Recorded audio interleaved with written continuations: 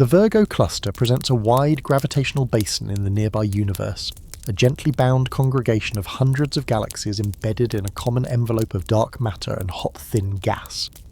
It sits at a distance of a little more than 50 million light-years, close enough that individual systems resolve into shape and yet far enough that the cluster's pattern remains legible as a whole. A cluster is a place where gravity holds galaxies against random motion and local expansion, and here that hold is uneven in a way that helps reveal the structure subclusters, groups and filaments linked together, rather than a single point dominating everything. The inner few degrees on the sky contain a thicker population of luminous ellipticals and lenticulars that carry little cold gas. Farther out, spirals with thin star-forming disks are common as their gas reservoirs less disturbed by the environment. Between all members lies the intra-cluster medium, a hot atmosphere of tenuous plasma that emits X-ray light, carries pressure and sets the background against which disturbances stand out. The intra-cluster medium defines conditions for motion and heat. Its temperature reaches many tens of millions of degrees Celsius. Its density is low compared with the interiors of galaxies, and its pressure changes slowly with radius so that buoyant structures can rise and fade over long times. The total mass of the cluster is dominated by dark matter, an unseen component inferred from motions and lensing. The hot gas is the next largest share. The stars bound to galaxies and drifting freely between them make up a smaller fraction that nevertheless provides most of the visible light. Kinematics across the cluster show a spread of velocities that reflects both the depth of the potential and the fact that parts of Virgo continue to assemble. Some member galaxies move on elongated paths that carry them through the denser inner regions and back again. Some enter in small groups along preferred directions set by the larger cosmic web. The result is a cluster that is not perfectly relaxed. It shows signs of recent infall in some outskirts and quieter conditions near its centre. Starlight that does not belong to any one galaxy adds a faint glow across the field called intracluster light. These stars stripped during past encounters and the slow churning of tides orbit in the shared potential and smooth out into broad envelopes around the brightest galaxies. Intracluster light traces history on long timescales without pointing to a single event. It builds gradually as small systems are stirred and as passing galaxies lose material in the shallowest of ways. The same history appears in the distribution of globular clusters that are not bound to any one galaxy. Many of these compact star systems move through the inner cluster as tracers, their speeds recording the depth of the gravitational well.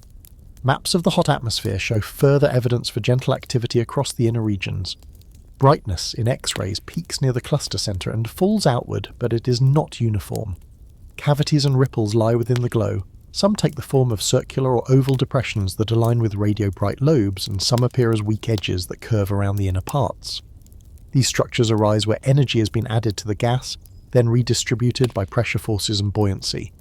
The gas cools by emitting X-ray light, but in most of the volume the cooling time is longer than any timescale that matters for current structure, and so the atmosphere remains hot. Where the density is highest, cooling can proceed more quickly, but there the mechanical energy present in cavities and weak shocks helps offset radiative losses. The balance between these terms keeps the inner gas from condensing rapidly, and shapes how material can drift inward toward the deepest part of the potential. Weak gravitational lensing. A small distortion that background galaxies pick up as their light passes through the cluster adds an independent view. Averaged over many sources, the shear pattern reveals the projected mass distribution without relying on where stars shine. In Virgo, this pattern confirms that subclusters and filaments share the load of mass, and it places the highest surface density near the central region where the hot atmosphere also peaks. Lensing X-ray mapping and galaxy motions together give a consistent picture. The cluster is a layered system still accreting material along a few favoured directions, but already deep enough to bind its inner parts tightly. The outer edges are threaded by the larger web. Filaments from neighbouring regions connect to Virgo and feed it over long times, bringing dwarf galaxies, globular clusters and gas. Some infalling groups preserve cold gas and show star formation. They pass the denser atmosphere and begin to change. Spiral arms, flattened gas disks become asymmetric, and star formation patterns reveal pressure from the surrounding medium. In other patches, the scene is quieter with rounder systems and smooth stellar light that suggest longer residence in the cluster. The difference between these zones is gradual rather than abrupt, a sign that environment acts through repeated moderate processes rather than singular events. The cluster's proximity allows distances to major members to be measured with techniques that work well at these scales. One method, surface brightness fluctuations, uses the small pixel-to-pixel variation in a galaxy's light to gauge distance as a standard yardstick. With these measures, members and interlopers can be separated, and depth effects can be taken into account when building three-dimensional maps. The result is a view of Virgo with discernible subclusters that sit at slightly different distances, connected by moving groups and shared light. This depth matters because the forces and pressures that act on galaxies depend on where they pass and how fast they move through the hot gas. In the inner regions where the atmosphere is densest, ram pressure can strip gas from disks and create wakes. In the outskirts where the atmosphere is thinner, the same motion leaves subtler marks while allowing gas to remain. Over tens of millions of years, these differences accumulate into the broad trends seen between inner and outer populations. Magnetic fields and cosmic rays permeate the hot atmosphere and add further texture. Radio maps detect diffuse emission from relativistic electrons spiraling in magnetic fields across regions as large as entire galaxies and beyond. These patterns often connect to the cavities seen in X-rays, outlining where buoyant bubbles have risen and stretched field lines.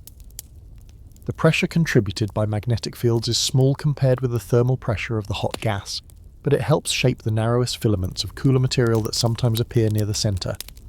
Turbulence is present, but measurements suggest that it is subsonic in most regions, consistent with a medium where pressure support is dominated by heat and where motions stir rather than overturn. All of these features make the cluster a layered context for any single galaxy near its centre. The mass profile sets how matter piles up close to the deepest part of the potential. The temperature and pressure of the atmosphere set the rate at which gas can drift inward. The arrival of small satellites, the motion of unbound globular clusters, and the slow bath of intracluster light all add to the central environment. None of these processes overwhelms the others. Together, they form boundary conditions that remain steady over long intervals. Against this background, one galaxy near the dynamical centre stands out by size and by the smooth reach of its stellar halo. Its extended light merges gradually with the intracluster light so that no sharp edge marks where the galaxy ends and the cluster begins. Its local neighbourhood contains many globular clusters moving in the shared potential, and nearby dwarf systems show signs of the same tides that fill the intracluster light. The hot gas is brightest in this region, and radio maps show lobes that align with cavities in X-rays, a sign that mechanical energy has been added to the atmosphere here more than once. The scale of these features is measured in tens of thousands of light years, and their shapes follow what pressure and buoyancy allow in a stratified medium. Sound waves and weak shocks carry energy outward and dissipate slowly, a process that helps explain why the hottest gas remains hot, even where radiative cooling is strongest. Together, the galaxies, the hot atmosphere, and the lensing mass build a complete outer frame. The cluster appears as a system still growing, but already deep enough to control the motion of its contents. It holds substructure that approaches along filaments, it shows a central concentration where pressure and mass are highest, and it delivers a steady environment against which any central process must work. This outer view keeps description close to measurement starlight in a smooth halo blended with intracluster light, X-ray glow from a hot atmosphere with gentle cavities, radio emission from extended lobes, and a pattern of weak lensing that traces mass without relying on brightness. Within this frame, the path inward is prepared by data rather than by metaphor, and the next region can be entered with the assurance that the surroundings are measured in the same calm way. The galaxy at the centre presents as a smooth elliptical body with light that falls gently outward and melts into the surrounding intracluster glow so that a boundary never quite appears. Its outer halo is broad and round, slightly flattened, but without the sharp edges that disks draw, and it extends for hundreds of thousands of light years before its surface brightness becomes indistinguishable from the shared background. This appearance reflects a long history of accumulation under the cluster's pull, where small systems have been stirred and absorbed, and where stars once bound to lesser companions now orbit in the deeper potential of the central galaxy. The stellar population in these wide regions is old on average, with stars formed in the first few billion years after the beginning of the universe, and then brought together by gradual merging. A measurable gradient in the strength of absorption features in integrated light shows that the halo becomes more metal poor with radius, a sign that the outer parts carry a larger share of stars acquired from smaller progenitors. The inner halo remains more metal-rich, consistent with stars assembled earlier and deeper in the potential where enrichment advances more quickly. This composition change gives the light a slight shift in colour with radius when observed through broad filters, a gentle signature that repeats from study to study, and that matches the picture drawn by other large ellipticals in similar environments. Kinematics in the halo are measured with several traces that keep pace with declining surface brightness. Integrated starlight near the centre shows a high-velocity dispersion that changes slowly with distance from the core. Farther out, where the surface brightness becomes too faint for direct spectra planetary nebulae, and globular clusters carry the measurement to large radii. Planetary nebulae. The brief bright phase of low-mass stars near the end of their lives mark the same underlying population and provide precise line-of-sight velocities one by one. Their motions show that the gravitational potential remains deep well beyond the bright body of the galaxy. Globular clusters, compact bound groups of old stars, draw a yet wider map. The system around the central galaxy numbers many thousands and stretches into space that no longer belongs uniquely to the galaxy. Blue metal poor globular clusters extend to greater radii and have a more spherical distribution. Red metal rich clusters concentrate toward the centre and follow the shape of the stellar halo more closely. This bimodality in colour, which is a proxy for chemical abundance, is common in massive galaxies and appears strongly here, tying the cluster system to a history that includes both early rapid formation in deep wells and later assembly from smaller systems. The spatial patterns of the two families also link to dynamics. The red clusters move more like the inner stars with dispersions and mild rotation that match the central light. The blue clusters, more extended and less flattened, hold orbits that sample the outer potential where the galaxy blends into the cluster, and their motions reveal a transition from galaxy-dominated to cluster-influenced regions as radius increases. The specific frequency of globular clusters, a measure of how many clusters exist per unit of galaxy. Luminosity is high, in this case a property shared by other central ellipticals in rich clusters and consistent with the idea that many clusters were brought in by satellites over long times. Deep imaging at optical wavelengths pushed to very low surface brightness shows faint shells, streams, and diffuse fans embedded in the smooth halo. These structures are the gentlest marks of past minor mergers and tidal stirring. Their contrast with the background is small, and their shapes are broad rather than sharp, which implies that the encounters involved low-mass companions whose debris has been spread by the central potential. In some directions, thin arcs cross the outer halo at large distances from the core. In others, a smudge of light extends along the path of a disrupted dwarf. These features fade with time and phase mix into the smooth envelope, but new ones continue to appear as small systems fall inward along the cluster's filaments. The presence of intracluster light complicates this boundary, because some stars produced by these events never become fully bound to the galaxy and spend long periods on wide orbits that carry them through the shared potential. In the luminosity function of compact stellar systems near the centre, objects appear that are brighter and larger than typical globular clusters, and fainter and smaller than typical dwarfs. These ultra-compact dwarfs occupy a space between clusters and galaxies and likely have mixed origins, including the stripped nuclei of small galaxies and the most massive bound clusters formed in early bursts. Their distribution and motions add nuance to the view of assembly, hinting at a continuum of pathways by which stars arrive in the envelope of the central body. At radio and submillimeter wavelengths, the outer halo shows little cold gas and dust compared with spiral galaxies. The smoothness of the light and the absence of prominent dust lanes across the extended envelope point to a history dominated by dry mergers, meaning encounters in which gas content is low. Where dust is found, it lies mostly near the central regions rather than across the wide halo. The lack of young massive star clusters in the outskirts supports this picture. Star formation is not a large contributor to the present luminosity in the outer halo. Instead, the light is maintained by long-lived stars whose energy output changes slowly with time. The surface brightness profile, which describes how light per unit area declines with radius, follows a form that massive ellipticals often share well, captured by a mathematical description called a Messier law with an index larger than 4. This high index means the wings of the profile are extended and place a significant fraction of the total light at large radii.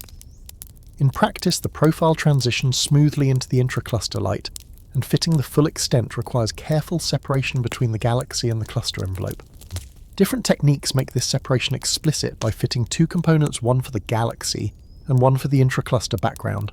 or by adopting flexible functions that allow for shallow outer slopes. Either way, the conclusion remains that the central galaxy holds an unusually broad and luminous halo compared with field ellipticals of similar stellar mass. Metallicity gradients, velocity, anisotropy, and the shape of the isophotes together sketch how the halo grew. The metallicity declines outward as already noted, while the anisotropy of stellar orbits changes from more tangential or near isotropic in the inner halo to more radial in the outer parts, parts an arrangement that often results from the piling up of stars brought in on elongated paths. The isophotes or lines of constant brightness remain nearly round, but twist slightly with radius, which suggests that the orientation and shapes of the components that built the halo have varied over time. These properties are consistent with growth through repeated minor mergers and the capture of stars from satellites rather than through a single major event in the most recent past. The mass that supports these stars is not only stellar. The dark matter halo surrounding the galaxy contributes most of the mass at large radii and shapes how velocities behave far from the centre. Measurements using globular clusters and planetary nebulae, combined with models that include both luminous and dark mass, show that the total mass increases with radius in a way that cannot be explained by starlight alone. This is consistent with what is known for massive halos in clusters and aligns with dynamical and lensing studies of similar systems. The overlap between the galaxy's dark halo and the cluster's deeper well helps explain why motions of the most extended traces begin to resemble the kinematics of the cluster rather than of a single bound system. The central galaxy also hosts a very rich system of globular clusters with internal properties that reflect early conditions. Sizes and luminosities of clusters in the red and blue families differ slightly, and their radial distributions place the red clusters nearer the core on average. Chemical abundance patterns within clusters show that they formed in environments with different enrichment histories, and their ages, both families being old, signal that most cluster formation occurred early before the galaxy had assembled its present mass and shape. The continued presence of interloping objects likely delivered by recent infall indicates that the cluster system remains open to small additions even now. The outer halo provides a quiet laboratory for measuring the balance between the galaxy and its environment. Pressure from the intracluster medium gentle at these radii does not compress cold gas because there is little to compress. Instead, it shapes the paths of any cooler filaments that may drift outward from the centre, and it supports buoyant cavities driven by past energy input. The stellar halo shows no strong response to this atmosphere other than the slow erosion of fine structures by tides and mixing. This separation of roles allows observers to isolate gravitational effects on stars from hydrodynamic effects on gas. Across all these measures, the picture remains consistent. The central body of the Virgo cluster is a giant elliptical with an extended old and chemically graded stellar halo, a very large and spatially structured globular cluster system and kinematics that move from galaxy-dominated to cluster influenced with increasing radius. Its outer light is soothed but not uniform when seen deeply, and its stellar motions keep the total mass profile rising in a way that reflects both the galaxy's own halo and the cluster's larger well.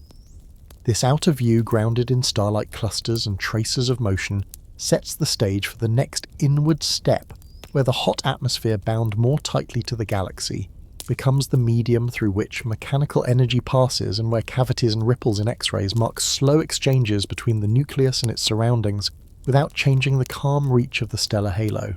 The atmosphere bound to the central galaxy shows itself in X-rays as a broad luminous halo of hot thin plasma that fills the inner region with light that declines gently outward and carries imprints of slow motion. Its temperature reaches many tens of millions of degrees Celsius, high enough that atoms are stripped of most of their electrons and radiate through Bremsstrahlung, a soft continuum, and through faint lines of iron, silicon, and other heavy elements that have been lifted and mixed by past events. The gas rests in approximate hydrostatic balance within the galaxy's potential, which means pressure gradients support the weight of overlying layers, and small departures from this balance appear as ripples, edges, and low contrast fronts that mark where energy has been added and where it has been carried outward. The atmosphere's density is highest near the centre and falls with radius, so that emissivity and cooling concentrate toward the inner tens of thousands of light years. Cooling here means the plasma loses energy by radiation, and would in the absence of heating condense on timescales shorter than the long times over which the galaxy has held its shape. The observed state shows that cooling is moderated. The imprint of moderation is present across the image as cavities, weak shocks, and concentric disturbances that align with radio emission, and that together deliver mechanical energy to the gas. The cavities are depressions in X-ray brightness that often appear in pairs on opposite sides of the nucleus. They are roughly circular near the centre, and broaden into more complex shapes at larger distances, where buoyancy and shear have had time to work. Radio maps reveal lobes that fill these volumes with low-frequency emission from relativistic electrons spiralling in magnetic fields, and this match ties the features to episodic outflows from the active core.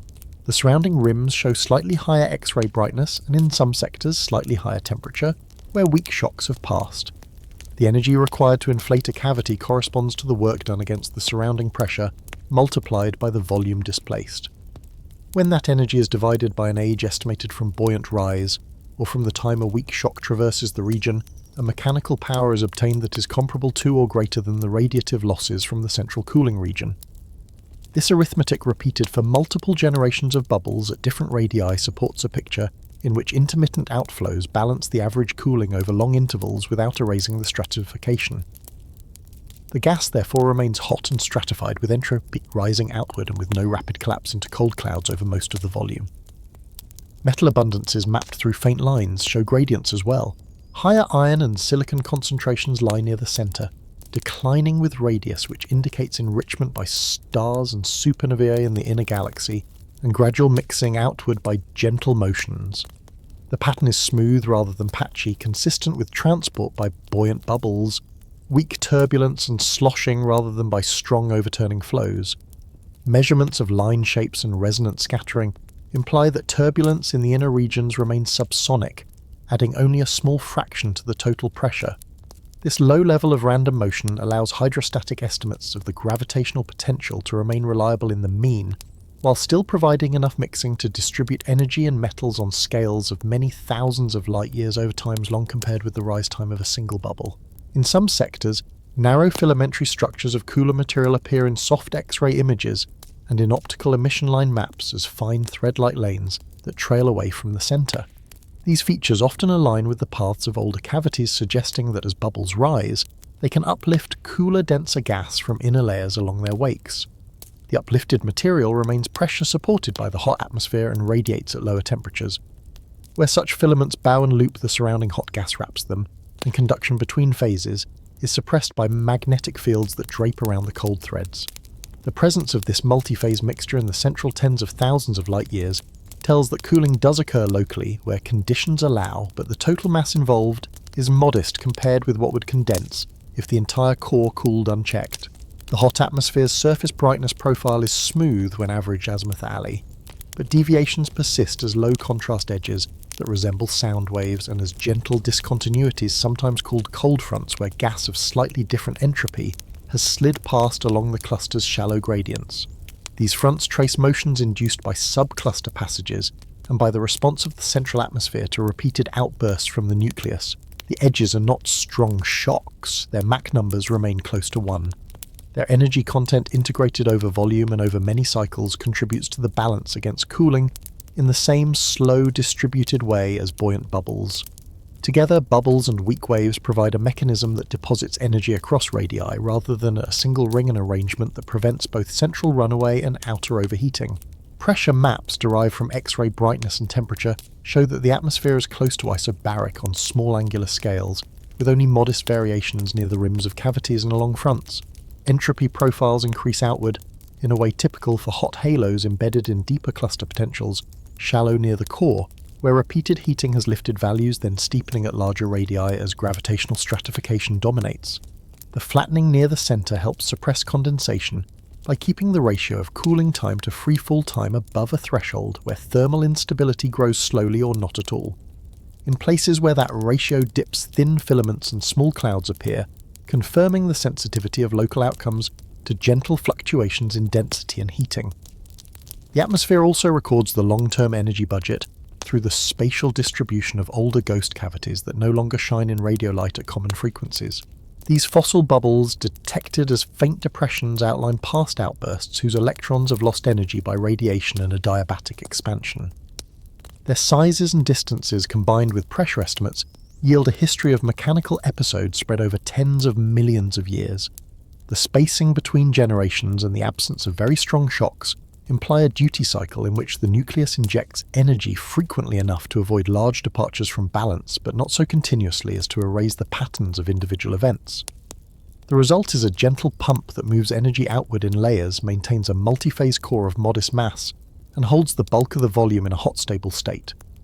The chemical fingerprint of the gas adds a complementary clock. Iron created in Type I supernovae associated with older stellar populations accumulates over long times and concentrates toward the center where the stellar density is highest. Alpha elements such as silicon and magnesium from core collapse supernovae trace earlier enrichment phases and also appear more centrally concentrated than at large radii. The gradual decline of these abundances outward shows that mixing is neither too weak nor too strong metals have travelled, but have not been smeared flat. This balance again points to subsonic turbulence driven by rising bubbles by the motion of the galaxy within the cluster potential and by minor wakes from infalling galaxies. Each contribution is gentle. Together they produce the observed patterns without forcing drastic rearrangement. The atmosphere's interaction with the surrounding cluster medium at larger radii is smooth because pressure and temperature change gradually across the boundary between the galaxy's halo and the inner cluster gas. No shock marks a sharp edge. Instead, radial profiles trace a continuous handoff where the galaxy's influence declines and the cluster's broader stratification resumes control. The continuity allows sound waves and weak disturbances launched near the center to propagate outward and fade without reflection. It also allows rising cavities to pass into lower density, gas expand and lose contrast while still lifting small amounts of metal-rich plasma and magnetic fields into the surroundings. Radio maps at long wavelengths reveal relic outlines of such older lobes at large distances, consistent with this picture of slow spread along preferred directions set by past jet axes. In projection, the atmosphere exhibits small asymmetries that correlate with cavities and with the galaxy's slight motion relative to the cluster's rest frame. A modest offset in X-ray isophotes, a faint ridge on one side, a broader opening on the other, all suggest sloshing on scales of many thousands of light years. Sloshing here refers to bulk oscillations or low amplitude in a potential that is nearly static, driven by earlier minor disturbances. These motions transport low-entropy gas along arcs and help mix metals while preserving the global profile. They also distort the shapes of cavity rims and the paths of filaments, adding variety to a scene governed by a few slow processes. Across the whole region, the picture that emerges from X-ray imaging and spectroscopy together with radio overlays is of a stratified, slowly evolving medium that stores and redistributes energy supplied by the central engine in a way that offsets radiative cooling. The signatures of this redistribution are visible and measurable paired cavities with radio-filling rims with slightly higher temperature and pressure-weak shocks and sound-like waves, ghost bubbles at larger radiometal gradients that decline gently outward and low-amplitude fronts that trace sloshing. The power implied by these features matches the losses expected from cooling gas in the core within uncertainties that arise from geometry and projection. The atmosphere therefore serves as both a record of recent mechanical events and a regulator that maintains a hot phase where gravity and pressure support still carry most of the load. Within this same region, the gas sets conditions for any colder material that formed or is lifted pressure confines thin filaments. Magnetic fields wrap them. Conduction is limited, and motions are slow enough that narrow structures survive for long times. The hot halo is not a passive background. It is the medium through which energy moves metal spread and cooling is moderated. Its scale is measured in tens of thousands of light years, its pace in millions of years, and its texture in small contrasts that add up to a stable balance. The view remains within this layer, a bright extended X-ray atmosphere with cavities and ripples shaped by pressure and buoyancy, with enrichment that declines outward and with turbulence that stays below the speed of sound. This is the environment the central galaxy maintains and responds to the immediate outer layer that frames the more compact radio structures and the inner flow, while still belonging to the hot stratified envelope that defines the galaxy's local weather. Radio images show extended lobes that rise from the central region and curve into the hot atmosphere, while X-ray maps mark corresponding cavities where the relativistic plasma has displaced thermal gas. The lobes are brightest near the base and broaden with distance, their edges smoother on the outside where pressure balances the hot medium, and more structured on the inside where older filaments, weak shocks and shear have left traces. At wavelengths measured in centimeters and meters, the emission follows a synchrotron spectrum, which arises when relativistic electrons spiral in magnetic fields. The spectrum steepens with distance from the core as the highest energy electrons lose energy by radiation and expansion, a gradient that acts as a clock for transport and aging. In the inner tens of thousands of light years, the lobes enclose pairs of cavities in X-rays, whose shapes are roughly circular near the centre, and more elongated at greater radii. Their rims are slightly brighter in X-rays than the surrounding gas, and in places slightly hotter, indicating that weak shocks accompany inflation. The mechanical work done to create these cavities can be estimated by multiplying the surrounding pressure by the cavity volume. Dividing by an age estimated from the time needed for a buoyant bubble to rise to its present position yields a power that is comparable to the radiative cooling of the central atmosphere. This equivalence holds for several generations of cavities at different distances, and it supports a picture in which repeated outflows from the nucleus offset cooling on average without large departures from balance. In low-frequency radio maps, the lobes spread farther than the bright cavities, forming a diffuse halo where older plasma has mixed with the hot gas. The edges of this halo align with regions where X-ray brightness falls gently, and together they mark the transition between zones dominated by recent outflow and zones where buoyant rise and diffusion have erased sharp features. Spectral index maps which compare radio brightness at 2 or more frequencies show variations that track the paths of expansion and mixing. Flatter spectra near the base point to fresher injection, while steeper spectra in the outer parts mark older electron populations. These gradients, along with the sizes of the cavities and the widths of associated rims, provide multiple estimates of timescales that agree within factors and place individual events over tens of millions of years. The cavity rims and nearby fronts are subsonic to mildly transonic, as indicated by temperature and density jumps that remain small. The absence of strong shocks means that energy is distributed gently across volumes, not in narrow destructive waves. Sound waves and weak compressions carry part of the energy outward with amplitudes that fade with distance. In azimuthal averages, the atmosphere remains close to hydrostatic balance, and the modest departures that exist are organised rather than chaotic. Filaments of cooler gas seen in soft X-rays and optical lines drape along the lower edges of some cavities. Their alignment suggests that rising bubbles uplift denser material from the inner core. Magnetic fields wrapped around these filaments reduce conduction between phases and help them persist. This uplift moves low-entropy gas outward, without allowing it to collapse into stars at a high rate, because ambient pressure remains high and mixing with the hot medium is slow. The amount of cooler gas involved is small compared with the total hot mass, yet it acts as a tracer for motion and shows that mechanical energy couples to multiple phases. Radio polarization maps where available reveal ordered magnetic fields on the scales of thousands of light years. The apparent field vectors align along lobe edges and around cavities consistent with shear and expansion stretching field lines. Polarized fractions change with wavelength because of Faraday rotation from intervening ionized gas. The rotation measure pattern provides an additional probe of the hot medium's density and magnetic structure.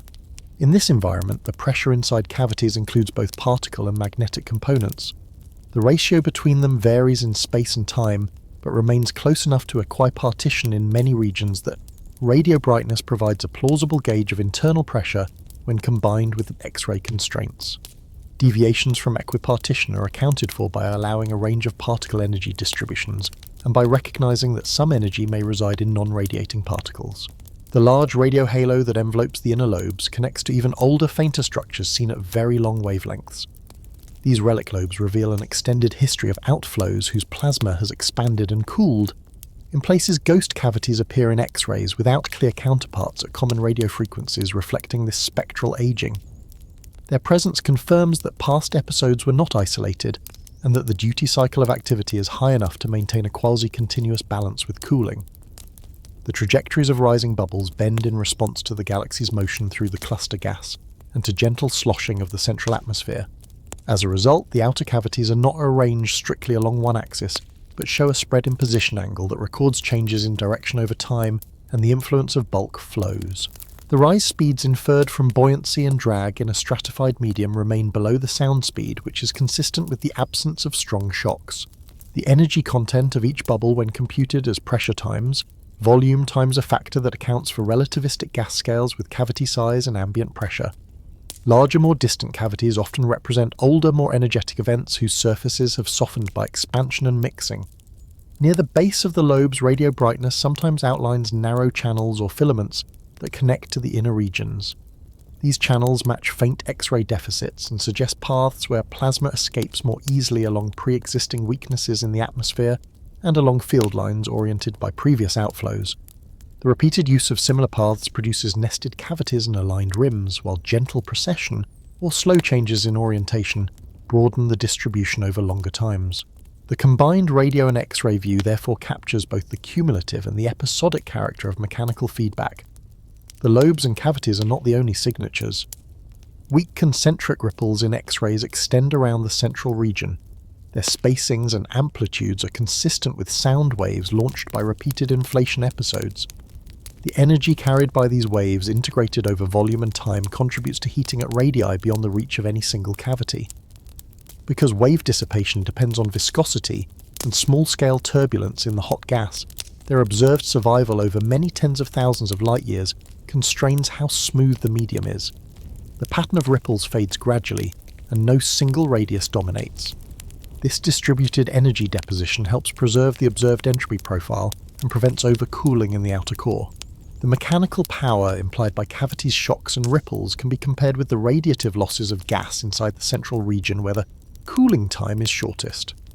Across several analyses, the powers agree within uncertainties that arise from geometry projection and the assumed ages of features. This agreement does not require fine-tuning. It follows from the duty cycle of outbursts and from the response of the stratified atmosphere to gentle forcing. The gas is heated where needed, but not in a way that disrupts global hydrostatic support. The atmosphere remains layered with smooth pressure gradients and metal distributions that decline with radius. In the radio band, the lobes show variations in brightness that correlate with bends and compressions, shocked rims where present compress magnetic fields and increase synchrotron emissivity. Conversely, regions where plasma expands freely show lower brightness and steeper spectra. Curvature in the lobes arises where the flow encounters density gradients or where older buoyant structures deflect newer outbursts. The interaction is controlled rather than violent. The maximum sizes of individual lobes and the distances reached by ghost cavities are set by the balance of buoyancy, drag and entrainment. As bubbles rise, they entrain some ambient gas which adds mass and slows the ascent. They also expand as external pressure drops, which spreads their energy over larger volumes and reduces contrast.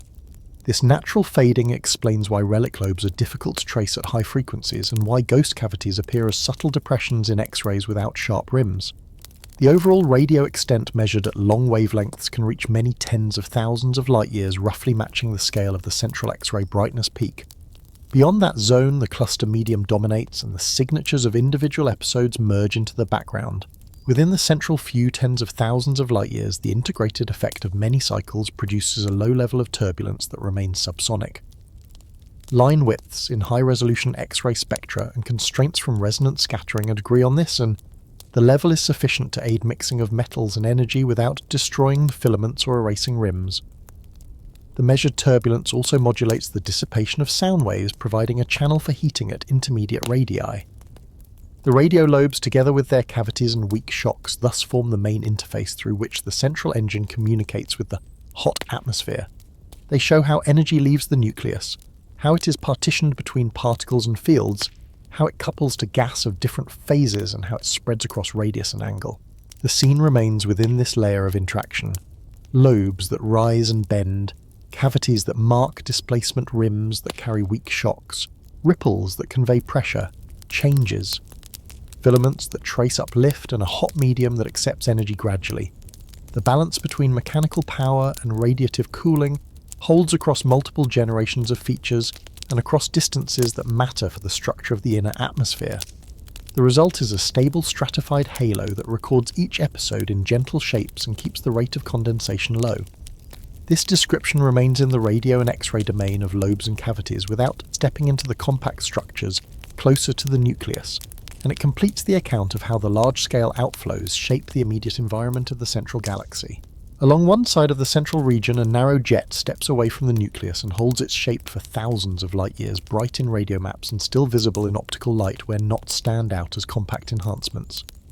The jet is collimated, meaning its plasma and fields move within a confined channel whose width changes slowly compared with its length.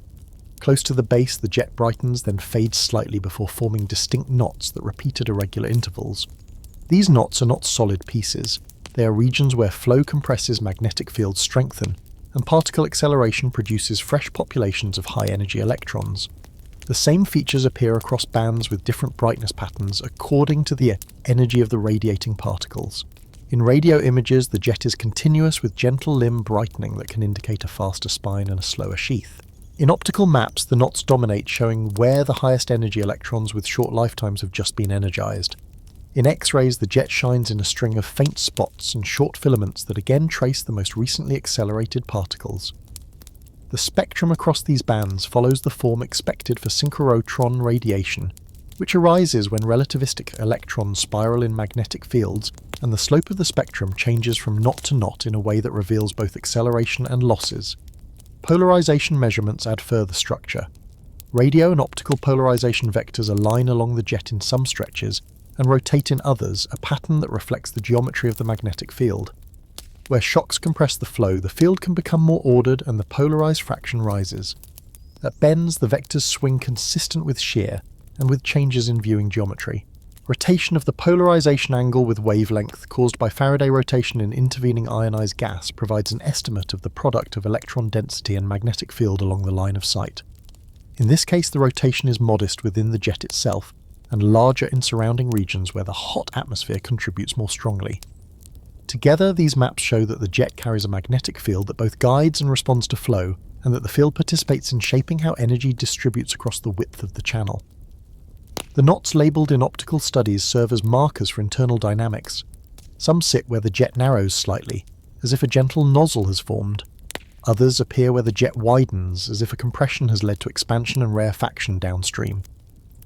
The most prominent knot near the base brightens and fades over timescales of years to decades and shows motion away from the nucleus in repeated images. Apparent speeds derived from such motions can exceed the speed of light because of projection and the finite time taken by light to reach the observer from different positions along the jet. The physical flow remains subluminal but highly relativistic. This apparent superluminal behaviour is a widely observed signature of relativistic jets viewed at a modest angle. The motions differ between knots and along the jet, which suggests that some features are patterns in a flow, rather than material blobs, and that the flow can change speed with distance from the core. The jet's width measured in optical light remains small compared with its length, and faint emission outlines the edges more strongly than the centre in some regions. This limb brightening supports a stratified flow in which a faster inner spine is surrounded by a slower sheath that interacts more with the surrounding medium. The sheath can provide stability against instabilities that would otherwise disrupt the spine, and it can also serve as a site for particle acceleration where shear is strong. Observations of the counterside, the faint jet directed away from us, show much weaker emission, consistent with relativistic beaming, that brightens the approaching jet and dims the receding one.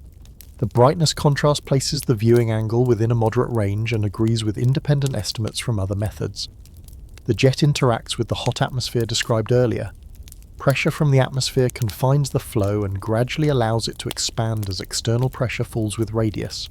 Small bends and wiggles in the jet's path arise, where pressure gradients and boshing motions in the gas modify the local environment. Where the jet crosses denser patches, compression of the field and particles can enhance synchrotron emission and sharpen the boundaries of knots. The absence of strong shocks in the surrounding atmosphere implies that the energy carried by the jet is not delivered in destructive waves at these scales, but passes gently into the larger lobes and cavities. Within the jet, however, internal shocks can form where faster plasma catches, slower plasma, or where the channel narrows. These shocks accelerate electrons to high energies that then cool by synchrotron radiation, giving rise to short lifetimes at optical and X-ray energies and requiring in situ acceleration at each bright knot. The cooling length behind a shock depends on the magnetic field strength and the electron energy. The observed knot sizes and spectral slopes are consistent with fields of reasonable strength and with repeated acceleration along the flow. Multi-epoch images allow measurement of variability. Some knots brighten quickly and then fade while others change slowly. The fastest changes occur near the base where conditions are extreme and flow speeds are high, and slower variations occur farther out where the jet has expanded and fields have weakened.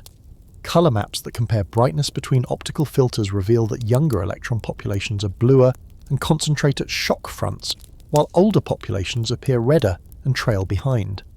In radio bands, longer-lived electrons and lower magnetic fields allow emission to persist over larger distances, so the jet appears smoother and more extended.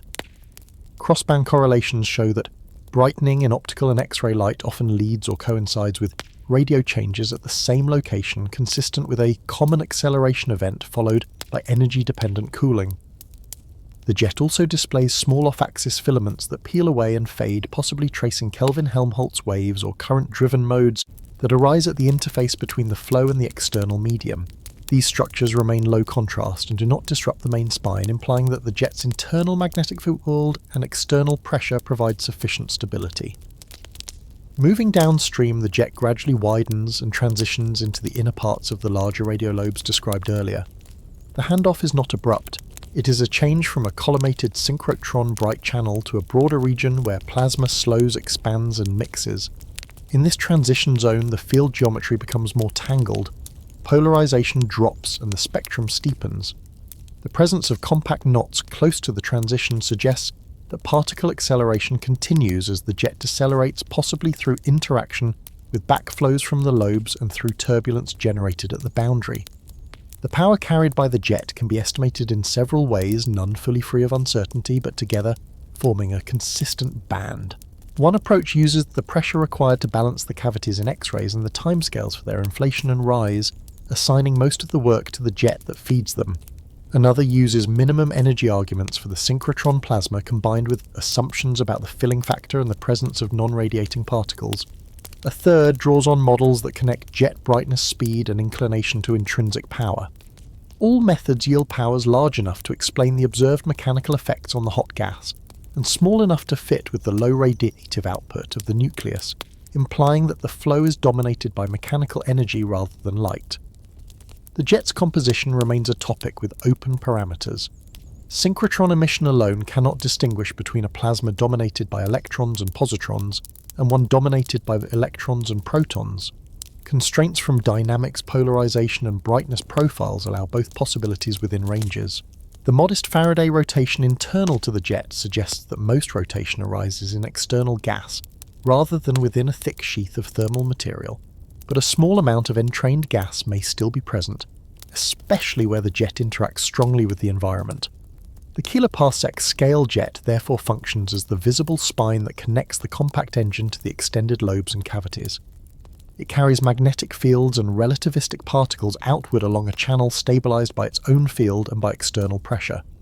It hosts repeated acceleration sites that produce synchrotron emission up to optical and X-ray energies with spectral slopes and polarization that record both geometry and shock history. It shows motions and brightness patterns that reflect relativistic speeds and projected angles, including apparent superluminal motion in compact knots near the base. It keeps a steady direction overall, while allowing modest bends and widening in response to the pressure profile of the hot halo. It feeds the lobes where mechanical energy eventually spreads through buoyant bubbles, weak shocks, and sound like waves. All of these features belong to this intermediate layer, a bright, narrow, and stable jet on the scale of thousands of light-years not yet at the horizon, where beaming and event-scale curvature dominate and not yet dispersed into the diffuse plasma that lifts cavities. The next inward step will bring the scene to the region where the jet first narrows and accelerates on scales of light, years to tens of light-years. But here the account stops at the boundary marked by the longest resolved knots and the onset of strong projection and time delay effects. The present description remains anchored in resolved maps of brightness, colour, polarization, and proper motion, together forming a consistent view of a jet that carries energy outward efficiently while leaving a readable record of its own internal structure along the way. Closer to the core, the jet narrows to a spine measured in light-years, and radio maps made by linking dishes across continents resolve a channel whose width is small compared with its length, and whose brightness changes across the beam on scales that ordinary telescopes blend away. Very long baseline interferometry constructs an Earth-sized aperture by timing waves at widely separated antennas and correcting for the atmosphere so that knots and edges become distinct and motions can be followed from year to year. In this inner zone, the jet shows collimation that tightens steadily with distance from the central radio core, a feature that appears as a gradual decrease in opening angle, followed by a near constant width beyond a few light-years. Brightness profiles across the jet reveal limb brightening already at these scales, consistent with a stratified flow in which a faster spine is wrapped by a slower sheath that shares momentum with the surrounding medium and helps maintain stability. The radio core at these wavelengths is not a fixed object, but the surface where the jet becomes optically thin, a photosphere set by synchrotron, self-absorption, and by the pressure and magnetic field at the base. As frequency increases, this surface shifts inward along the jet, a measurable displacement called core shift that depends on field strength and particle density. Mapping the core position across frequencies provides an indirect gauge of conditions near the launch point, and shows that the inner flow is magnetized strongly enough that the photosphere moves measurably over sub-light-year scales between centimeter and millimeter bands. Polarization traces the magnetic field geometry in this region. Linear polarization fractions rise near the edges and decrease toward the center, and the electric vector position angles align in patterns that imply a mix of toroidal and poloidal field components.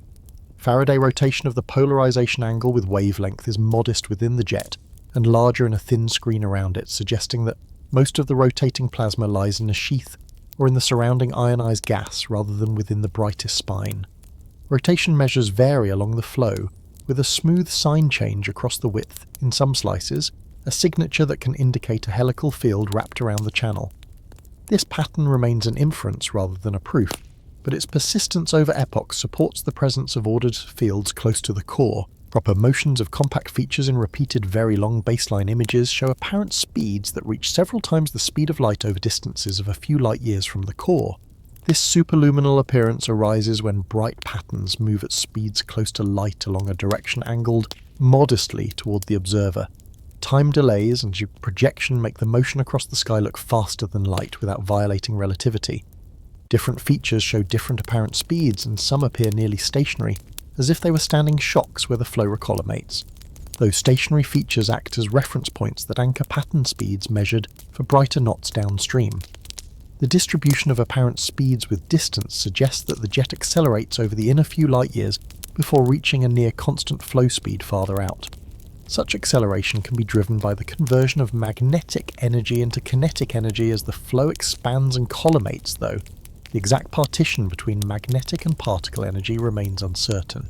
Brightness stats temperatures inferred from compact cores approach values that require Doppler boosting by relativistic motion to avoid exceeding limits that's set by inverse Compton cooling.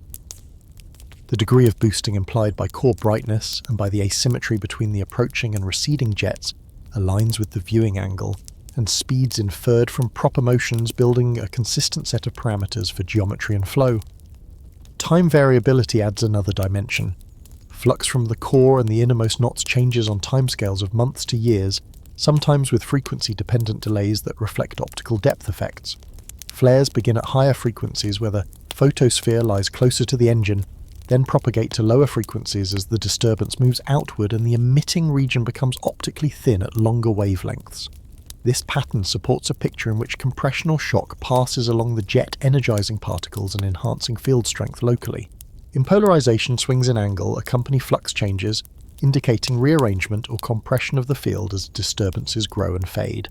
The band, with wavelengths of a few millimeters, approaches scales where opacity decreases enough that the jet base can be seen almost to the point where the channel first forms. At these frequencies, the core shift shrinks, the size of the bright region contracts, and the position angle of the inner jet becomes a sensitive indicator of immediate conditions. Small swings in that angle over years imply gentle precession or instabilities near the base, though the amplitudes are low and do not disrupt the large-scale direction. Spectral indices measured between centimeter and millimeter bands flatten near the core and steepen a short distance downstream, consistent with fresh particle acceleration followed by radiative losses. Limb brightening on these scales is clearer in the band, reinforcing the spine and sheath structure inferred at larger distances. Recollimation shocks mark places where pressure balance between the jet and its environment produces a narrowing followed by re-expansion, and those locations often coincide with stationary radio knots that anchor sequences of moving features. The stationarity is relative. Small shifts occur as the flow responds to slow changes in ambient pressure and in internal energy. Magnetic field geometry inferred from polarization patterns often changes at these sites, with vectors rotating toward alignment with the jet axis, or away from it depending on compression. Rotation measures can peak near such sites, indicating enhanced electron density or field along the line of sight in the sheath. These diagnostics together map the interplay between bulk flow magnetic structure and external pressure that governs collimation. The counterjet faint in these images appears only very close to the core and disappears under Doppler dimming within a light year or two. Its visibility places an upper bound on the angle between the jet axis and the line of sight and helps set limits on the flow speed near launch. The consistency between that bound and the beaming required by core brightness and by superluminal motions on the approaching side supports a geometry in which the jet tilts modestly toward us and carries relativistic speeds over parsec scales. The energy content of the inner jet is partitioned between particles and fields. Equipartition, the condition where energies in particles and magnetic fields are comparable, provides a useful reference but need not hold exactly. Estimates based on brightness size and polarization suggest that the field strengths near the core reach values that can collimate the flow and that the particle energy density is sufficient to produce the observed flux without demanding extreme departures from equipartition. The composition of the plasma, whether dominated by electrons and positrons or by electrons and protons, remains an open parameter at these scales. Dynamics do not require a heavy component, but neither do they exclude one. Limits come from Faraday rotation, from brightness temperatures, and from how easily the jet entrains gas from its surroundings. In this region, entrainment appears modest as indicated by the persistence of high Lorentz factors and by the lack of strong internal Faraday rotation. The inner environment sets boundary conditions that shape collimation. Pressure in the hot atmosphere declines with radius, creating a nozzle effect that allows the jet to accelerate and narrow as it moves outward. Magnetic tension within a toroidal component further pinches the flow while poloidal fields guide it. The measured collimation profile in which the jet radius scales with distance as a power less than 1 over an inner range, before flattening reflects this balance. At the point where the profile changes, a recollimation shock often sits redistributing energy between field and particles and establishing the width that persists to kiloparsec scales. The inner parsec therefore acts as a transition from magnetically dominated launch to kinetically dominated propagation. Brightness distributions across the jet reveal transverse gradients in both total and polarized flux that remain stable over years. These gradients can mark velocity shear field ordering or both. In some slices, the side of the jet closer to the observer appears brighter in polarization, a small asymmetry expected from relativistic aberration in a flow with helical fields. While such patterns can be read in multiple ways, their repetition across epochs and their correlation with limb brightening support the presence of a structured velocity field. Variability in the inner core does not always propagate coherently downstream. Some flares remain confined to sublight year scales, suggesting dissipation near the photosphere, without strong impact on the larger jet. Others produce a moving pattern that can be followed for several light years before it fades into the steady background. Crossband's timing shows that higher frequencies often lead lower ones as expected when optical depth sets the order of emergence.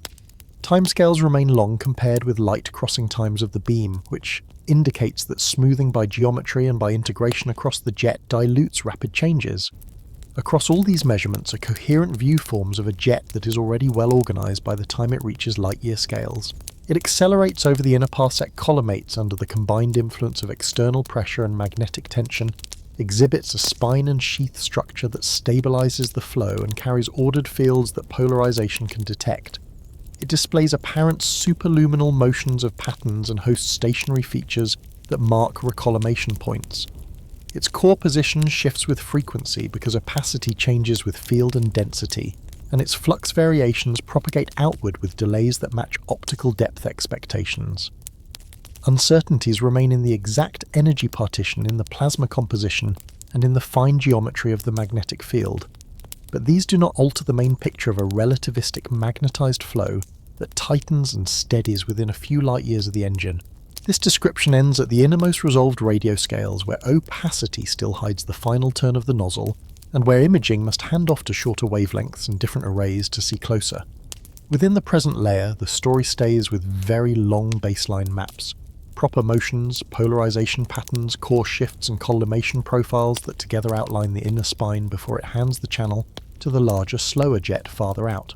Inside the central few hundred light years, a thin disk of gas turns in the deep potential its plane set at a modest tilt to the starlight, and its edge traced by dust that dims the core along a gentle lane.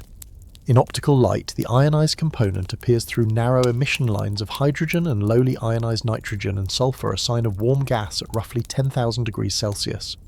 The lines draw a shallow S shape across the nucleus, where the slit of a spectrograph would cross a rotating sheet with the blue side on one edge and the red side on the other. The pattern is smooth closest to the centre and becomes slightly ragged outward, where filaments lifted by older bubbles brush the disk. In maps, isolate velocity contours fold around the core in a way that matches circular motion seen at an angle. The inner radii show the steepest rise in speed with distance from the centre, a behaviour expected when a central dark mass dominates the gravitational field. Farther out, the curve flattens and then declines into the range set by the galaxy's stars. The warm gas does not fill the plane uniformly. It lies in nested spirals and arcs that hold together as they orbit. Lines from different ions mark slightly different layers, with nitrogen and sulfur outlining denser clumps and hydrogen filling the smoother background. Ratios between these lines place the gas in a regime of low ionization, a class often seen around weakly accreting black holes, where shocks diluted radiation, or both helps sustain the level of excitation. The line widths change with position. Along the major axis of the disk, the widths remain close to the instrumental resolution. Near the brightest spine, as expected if ordered, motion dominates. Toward the minor axis and at the very centre, the widths increase, showing additional dispersion from turbulence, beam smearing, and possibly the touch of the jet where it crosses the plane. The dust lane that clips one side of the nucleus marks the same structure in absorption. In images that emphasise colour, the lane curves in a shallow arc and fades into finer streaks that follow the disk's edge. Its shape indicates a modest warp, with the inner rings tilted differently from the outer rings by a small angle. That warp is common in circumnuclear disks, where torques from the stellar potential, pressure from the surrounding hot atmosphere, and inflow along misaligned paths compete to set the plane. The warp changes the apparent velocity field by a quiet amount and is carried in model fits rather than guessed away. Molecular gas cooler than the ionized phase and traced by carbon monoxide lines at millimeter wavelengths appears in compact concentrations within the same region. The lines are faint compared with bright spiral galaxies, consistent with the low total cold gas mass typical for giant ellipticals, yet they are strong enough to map rotation. The molecular component sits closer to the plane and shows smaller velocity dispersion than the ionized component. Its rotation agrees with the ionized gas, where both are bright, which supports a picture of a multi-phase disk where warm skin and cold interior share the same gravity. The cold gas also appears in thin, nearly radial filaments at some position angles, possibly marking streams that feed the rotating sheet. These threads curve as they approach the midplane and join circular motion, a behaviour that allows inflow without shocks strong enough to erase the disk. The scale height of the disk, the measure of its thickness, remains small compared with its radius. Starlight from the central region is not strongly obscured except along the lane, which implies that the dust lies in a geometrically thin layer, and that its column density varies with azimuth. The total mass of gas in the disk is small compared with the mass inferred for the central dark object, and with the mass in stars inside the same radius, so the gas responds to gravity rather than shaping it. This property makes the disk a clean tracer for dynamical measurements. The ordered rotation reflects the central mass, and the small random motions add only modest uncertainty when beam smearing is modelled. Spectra taken along slits at several angles and integral field maps that gather a small spectrum at each point both converge on the same geometry, a tilted, nearly circular disk with a rotation axis aligned within a few tens of degrees of the kiloparsec jet, as if the inner flow and the large channel grew from a similar angular momentum orientation. Small offsets persist and likely reflect the warp and the long history of infall from the surrounding cluster rather than a rigid link. The gas receives energy from the nucleus and from the passing jet. Along the projected path of the jet line, widths grow and ratios shift toward values that shocks can produce. The effect is strongest close to the core and fades with radius and arrangement that suggests lateral mixing and weak compression, where the jet's outer sheath meets the disk's upper surface. Despite this interaction, the disk remains intact, which indicates that the jet's momentum flux is collimated enough that it pierces the inner medium without shredding it. In contrast, where no jet passes the line, ratios resemble those expected for gas heated by a low-intensity radiation field, or by gentle turbulent dissipation. The circumnuclear pressure provided by the surrounding hot atmosphere confines the disk and suppresses large vertical excursions. At the same time, cooling within the disk allows denser clumps to survive in the face of conduction and mixing. Magnetic fields thread the gas and dust and can be inferred indirectly from the survival of narrow filaments and from the alignment of elongated dust features. These fields help reduce heat conduction across phase boundaries and stabilize thin structures against shear. The resulting multi-phase sheet remains long-lived on the timescales relevant for orbital motion, with continual small adjustments as fresh material arrives along filaments and as some gas is lifted by rising cavities. The balance between inflow and removal sets the disk's mass at a low level and keeps star formation inefficient. Young massive stars are scarce in the central few hundred light-years, as indicated by the lack of strong ultraviolet continuum sources and the weakness of recombination lines compared with collisionally excited lines. The disk therefore acts primarily as a kinematic tracer and as a regulator of angular momentum, not as a star-forming ring. Near the very centre within a few light-years, the gas becomes partially opaque to its own millimetre emission and hides many details of the final turn into the accretion flow. At slightly larger radii where optical depth drops, the rotation field remains readable. The steep gradient of velocity across the nucleus, when combined with the inclination of the disk and with the point spread function of the instrument, yields a measure of the enclosed mass. Models that convolve circular rotation with a small position-dependent dispersion and a modest warp recover a central mass of several billion times the mass of the Sun within a radius much smaller than the disk itself. This value agrees with independent determinations from stellar dynamics and from horizon-scale imaging within uncertainties tied to inclination and beam smearing. The concordance between methods gives confidence in both the geometry of the disk and the calibration of the instruments. The radial change of surface brightness in emission lines adds a further piece. Flux peaks near the centre and declines outward roughly as a gentle power law with shallow bumps, where filaments intersect the plane. This distribution points to ionization and heating that decrease with distance from the core, modulated by density and by shadowing from dust. The same pattern appears in molecular lines when mapped at high resolution, a central concentration with a soft shoulder outward. Both phases show small asymmetries that rotate slowly with time, suggesting that inflow along one side and uplift along another compete on million-year scales, while the disk's net angular momentum vector drifts only slightly. The disk's orientation relative to the galaxy's photometric axis and to the jet is an observable that links inner to outer regions without foreshadowing them. The major axis of rotation sits close to the line that divides the dust lane, and the minor axis is nearly perpendicular to the projected jet. The small misalignment between the two axes reflects either a warp or a slow precession of the inner flow.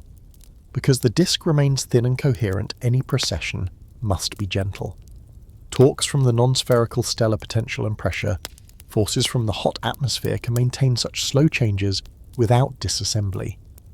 The density of the warm gas derived from ratios of lines with different critical densities lies in the range expected for a thin sheet under the ambient pressure. Electron densities decline outward and show local enhancements along filaments. Temperatures remain near 10,000 degrees Celsius with little radial trend, which suggests that heating and cooling are close to balance throughout the emitting layer.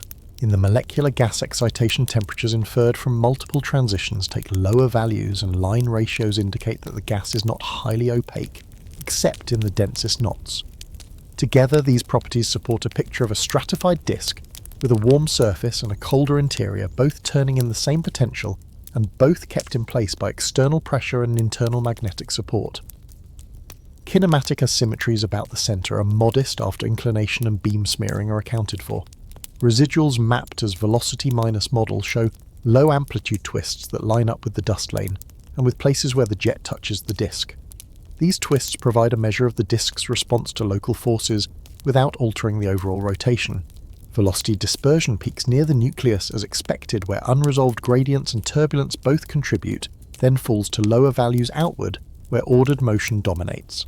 Nowhere does the dispersion approach the rotation speed within the disk plane, which confirms that support is centrifugal rather than pressure-dominated. Across all of these observations, the circumnuclear disk functions as a quiet, precise instrument.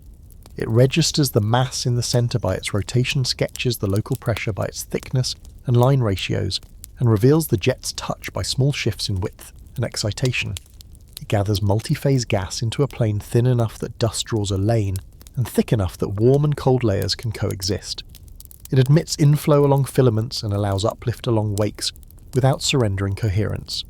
It keeps star formation low while storing angular momentum that the inner flow must shed at smaller radii. It matches the expectations for a massive elliptical in a rich cluster little cold gas, yet enough to trace rotation and to take part in slow cycles with the hot atmosphere. The view remains within this plane and its immediate surroundings, staying at scales where orbits close into rings, and where the signature of a central dark mass appears as a steep symmetric gradient of speed across a point that the eye alone cannot see. The starlight near the centre carries motion as a faint widening of absorption lines, and that widening mapped carefully weighs the dark mass that governs the innermost orbits. Long slit spectra first showed a rise in velocity dispersion toward the core, a sign that stars there move faster than expected from the galaxy's starlight alone. Later, integral field spectrographs which collect a small spectrum at each point across the face of the galaxy replaced a single cut with a full two-dimensional field. From these data, the line-of-sight velocity distribution is recovered, not only its mean speed and dispersion, but also higher moments that describe skewness and pointedness. These moments respond to orbital structure, so they help separate a model in which stars move on many kinds of paths from one that relies too much on a single family. The observed maps show a slow rotation pattern embedded in a broad sea of random motion, with the dispersion increasing inward and the higher moments changing sign along axes in a way that suggests mild anisotropy. The analysis proceeds in two linked step depths. First, the spectra are cleaned of instrumental fingerprint sky emission and the small differences between the galaxy's stellar population and the template stars used to fit the absorption lines. Template mismatch can bias line widths, so a library of stellar spectra with a range of metallicities and temperatures is combined to match the galaxy light. Second, the cleaned distributions are compared with families of dynamical models that predict how stars would move in a given gravitational potential. Two broad approaches are common. Jeans models use the first few moments of the collisionless Boltzmann equation to connect mass distribution with velocity moments under assumptions about anisotropy. Orbit superposition models, often called Schwarzschild models, build a library of stellar orbits in a trial potential and assign weights to them until the combination reproduces the observed surface brightness and kinematics. The latter method admits a wider range of orbital shapes and anisotropies and is preferred when high-quality two-dimensional data are available. In both approaches, three ingredients matter most for the inferred central mass, the distribution of starlight, and its mass-to-light ratio. The contribution of a dark matter halo at larger radii and the properties of the central dark object. If the halo is neglected, some of its mass can be wrongly attributed to stars, and that in turn lowers the mass needed at the very centre to match the dispersion rise. For this reason, the stellar kinematics near the centre are modelled together with tracers at larger radii, including planetary nebulae and globular clusters, and with wide-field absorption line maps that reach far beyond the effective radius.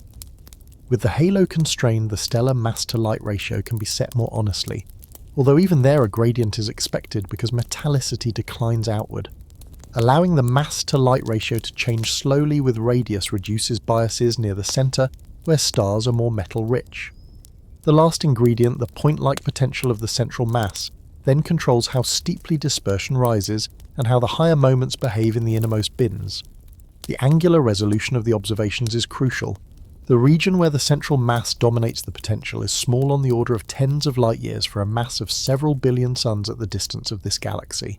To resolve even part of that sphere of influence, observers use adaptive optics on large ground-based telescopes and space-based data, where point spread functions are stable and narrow. The measured kinematics are always convolved with the instrumental point spread function, so the models must be convolved likewise before comparison. If seeing is poor, the central rise in dispersion is smeared outward, and the inferred mass is underestimated unless the smearing is modelled. Modern analyses fit the point spread function from stars in the same frame, or from the narrowest central light at wavelengths where dust absorption is low, and they propagate this knowledge through the dynamical modelling. The inner light profile also matters because the stellar potential adds to the point-like term. Surface brightness is measured with high dynamic range mosaics and decomposed into smooth components without cusps or gaps imposed by hand. In this galaxy, the inner profile is shallow rather than steep, so the rise in dispersion is not due to a cusp of stellar mass alone. Dynamical fits to these inputs yield a central dark mass of several billion suns before any horizon-scale imaging existed, with uncertainties that reflect distance point spread function, inclination, and anisotropy. The inclination affects how much of the true three-dimensional motion projects into the line of sight, while anisotropy governs the balance between radial and tangential orbits. If stars move preferentially on circular orbits near the centre, dispersion rises less than if they move on elongated paths. The higher moments help to discriminate between these cases.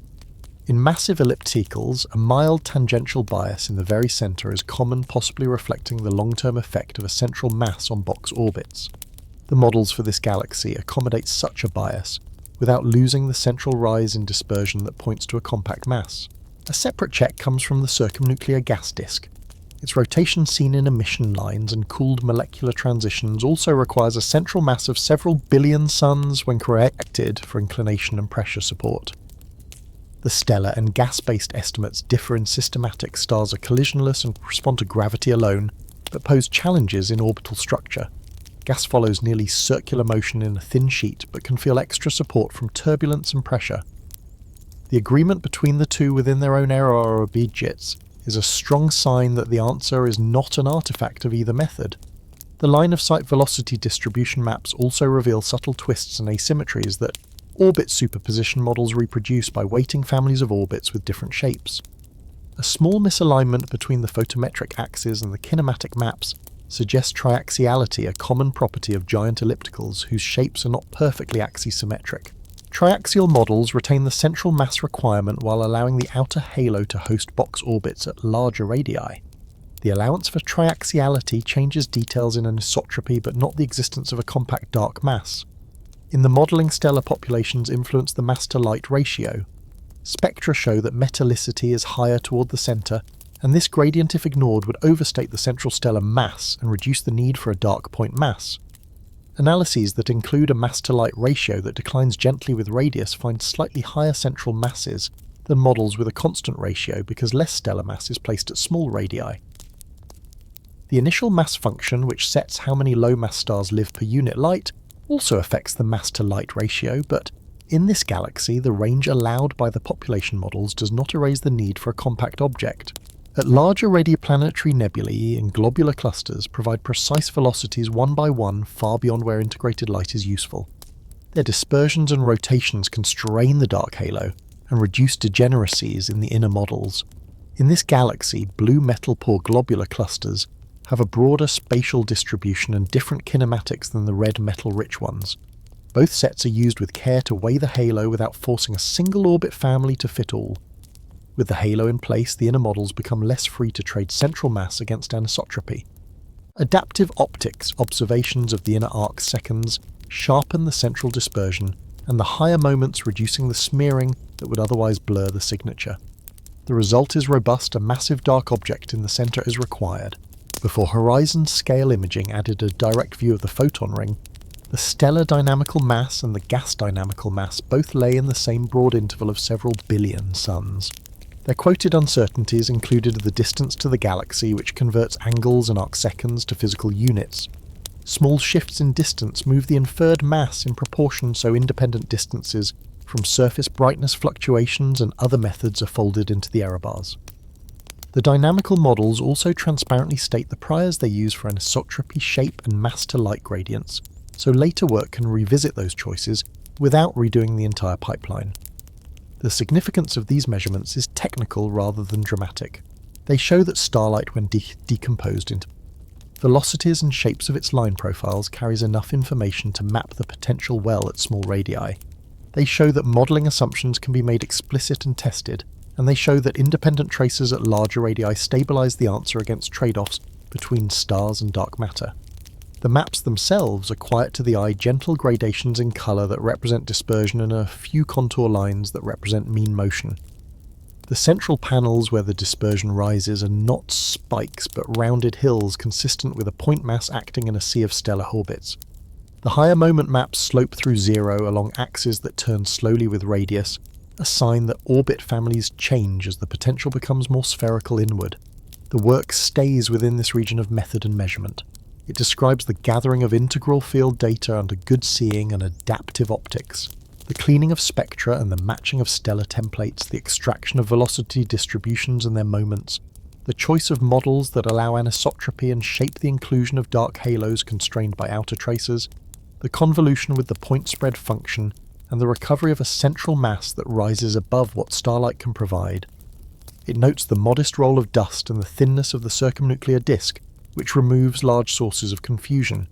It notes the small effects of pressure and turbulence on stellar kinematics, which are second order here, and it leaves finer questions of spin and horizon-scale geometry to inner layers. The conclusion in this layer is steady stars near the centre move too fast for starlight and halo alone, and the simplest, most stable explanation is a compact dark mass of several billion suns within a region smaller than any single spaxel, already measured in this way before other instruments look closer. In the inner few hundred light years, the hot atmosphere sets the terms for capture. Gas with temperatures of many tens of millions of degrees Celsius drifts subsonically through the deep potential, and near the centre, a radius appears where the pull of gravity outweighs the outward push of thermal motion. This radius, often called the Bondi scale, is large compared with the event horizon, yet small compared with the galaxy, and it marks the outer edge of a feeding region in a hot medium. Density and temperature measured in X-rays give the pressure there.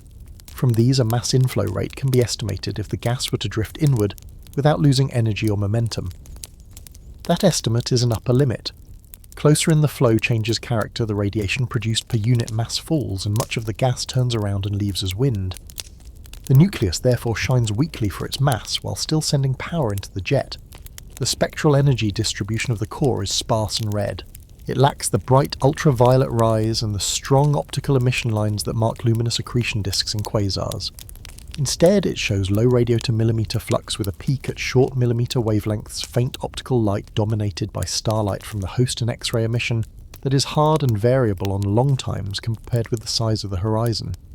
The total radiative output amounts to a tiny fraction of the power allowed by the deep potential if matter were to fall inward and release energy efficiently. This low ratio is characteristic of radiatively inefficient accretion, a regime in which most of the energy carried inward is stored as heat in the ions and then lost to outflows rather than converted into light. In such flows, the gas is hot and thick. Pressure support is large, rotation is present but does not flatten the flow into a cold, thin disk, and electrons remain cooler than ions, because the exchange of energy between species is slow. The thickness allows a portion of the released energy to drive winds that remove mass and angular momentum. As a result, the rate of inflow declines with decreasing radius, and only a small share of the gas that crosses the Bondi boundary reaches the innermost region. The rest peels away, raising the entropy of the surrounding atmosphere and contributing to the balance that prevents rapid cooling. Observations place limits on these ideas near the centre. Faraday rotation of polarized millimeter emission constrains the number of thermal electrons along the line of sight close to the black hole. The small rotation measure implies that the column density of slow magnetized plasma in that inner cone is low, a sign that the inflow rate at a few tens of light hours is far smaller than the simple Bondi estimate. This agrees with models in which mass is lost to winds over many decades in radius. The remaining inflow radiates weakly and feeds magnetic structures that help launch and collimate the jet. At larger radii, the hot atmosphere supplies the boundary conditions. Temperatures measured just outside the Bondi scale fix the sound speed, and densities there fix the pressure. These give a capture rate that, if taken literally, would lead to higher luminosity than is seen. The difference is absorbed by the outflow and by the low efficiency of radiation. The same difference shows up when the mechanical power implied by lobes and cavities is compared with the core's light. The mechanical term is large, the radiative term is small, and the two together can be made consistent with a modest fraction of the Bondi supply, reaching the innermost zone and with much of the rest being redirected. The inflow itself is not smooth in angle. The circumnuclear disk provides a small store of cold gas and angular momentum near the centre, and filaments lifted by older bubbles occasionally brush the feeding region. Where a filament enters, it must mix with the hot medium or be heated before it can join the common flow. The pressure of the hot halo and the shearing motion around the core shred and warm these threads gently. The mixed gas then follows the same low-efficiency inward drift as the rest. The result is a feeding pattern dominated by hot capture and by slow angular momentum loss, rather than by a steady cold stream. In the inner few light years, the flow couples to magnetic fields that thread the plasma. Field lines carried inward by rotation and compression become strong enough to influence motion and to help launch outflows along the rotation axis. Energy is carried outward both by the jet and by broader, slower winds that leave from the sides of the thick flow. The jet remains narrow and long-lived. The winds are wider and fade into the atmosphere within a few hundred or a few thousand light years. Both remove mass from the inflow and both deposit energy into the surroundings in different forms. Variability at radio and millimeter wavelengths shows that the inner flow flickers. Flares rise and fall over months to years, with high frequencies leading lower ones, a sequence expected when disturbances begin in a small optically thick region and then move outward into zones that become transparent at longer wavelengths. The amplitudes are modest for a source of this mass, consistent with a thick hot flow, where changes propagate subsonically, and where emission comes from a region large compared with the light crossing time of the horizon. In X-rays, changes are slower still, and spectra are hard as expected when non-thermal processes and hot electrons share the budget. These behaviours place the source firmly among low-luminosity active nuclei powered by radiatively inefficient accretion. Within this regime, several families of solutions exist. Some emphasise advection, in which most of the dissipated energy is carried inward by the ions rather than radiated away. Some emphasise convection, in which rising plumes transport heat and angular momentum outward and reduce the net inflow. Some emphasise outflows at all radii, in which mass loss scales with distance and leaves a small core to feed the innermost region. The data do not choose sharply between these families. They require a low inflow rate near the horizon, a thick hot structure, and significant mass loss between the Bondi scale and the innermost zone. They also require magnetic fields strong enough to guide flow and to assist in launching the jet. Inside the Bondi radius, the balance between gravity pressure and rotation sets a transition from the nearly static hot halo to a rotating, slowly inward-moving two-temperature plasma. The radial profile of density likely follows a power shallower than the Bondi solution because of outflows. The electron temperature rises inward and reaches values at which cyclosynchrotron emission becomes important at millimeter wavelengths. Self-absorption shapes the spectrum near the peak. Inverse Compton scattering of these cyclosynchrotron photons by hot electrons adds a faint hard tail. These ingredients reproduce the broad shape of the core spectrum without requiring a thin, bright disk. The jet draws on the inner flow for mass magnetic flux and angular momentum. Models that connect jet power to magnetic flux near the black hole predict that stronger, more ordered fields produce more efficient launching. The low radiative efficiency of the inner flow allows such fields to accumulate because cooling does not remove pressure as quickly as in a thin disk. In this picture, the inner region can become magnetically arrested, meaning that magnetic pressure reaches values comparable to the ram pressure of inflowing gas. Whether that extreme is reached here remains open. The observed jet power and the measured weakness of core light are compatible with a range of field strengths that include but do not demand the most magnetized case. On larger scales, the consequences of low efficiency are written into the hot atmosphere. Mechanical power exceeds light by a large factor, so the bubbles, weak shocks, and sound waves discussed earlier carry the budget. The feeding region clears itself with the help of the very process it powers. Outflows lift low entropy gas away from the center and limit further inflow, while pressure from the hot halo confines the inner plasma and allows a steady subsonic drift. The combined effect is a self-regulated state in which modest changes in inflow produce modest changes in power, and where the long average maintains the balance seen in X-rays. The geometry of feeding is not fixed forever, but it changes slowly. The circumnuclear disk can precess by small angles under torques from the stellar potential, and the inner flow can adjust its axis with time. The large-scale jet keeps a nearly constant direction on human timescales, which suggests that any changes are gentle compared with the stability provided by the deep potential. The pressure gradient in the halo falling slowly outward supplies a nozzle through which the inner thick flow accelerates plasma into a collimated channel. The wind that leaves at wider angles vents surplus heat and mass without strong shocks. Each component finds its path set by the same conditions: low density, high temperature ordered, but evolving fields and a shallow supply of angular momentum. The uncertainties that remain are practical and limited. The exact partition of power between ions and electrons inside the innermost light days is not measured directly. The detailed radial profile of mass loss within the feeding region is inferred rather than seen. The structure of the magnetic field close to the point where the flow turns into the jet is reconstructed from polarization patterns and from variability rather than imaged in full. These uncertainties sit within a frame that is otherwise stable. The source is underluminous for its mass. The atmosphere is hot and slowly drifting. The inflow is thick and weakly radiative. The outflows are strong and long-lived, and the jet carries mechanical power that the light does not announce. The scene remains inside this layer.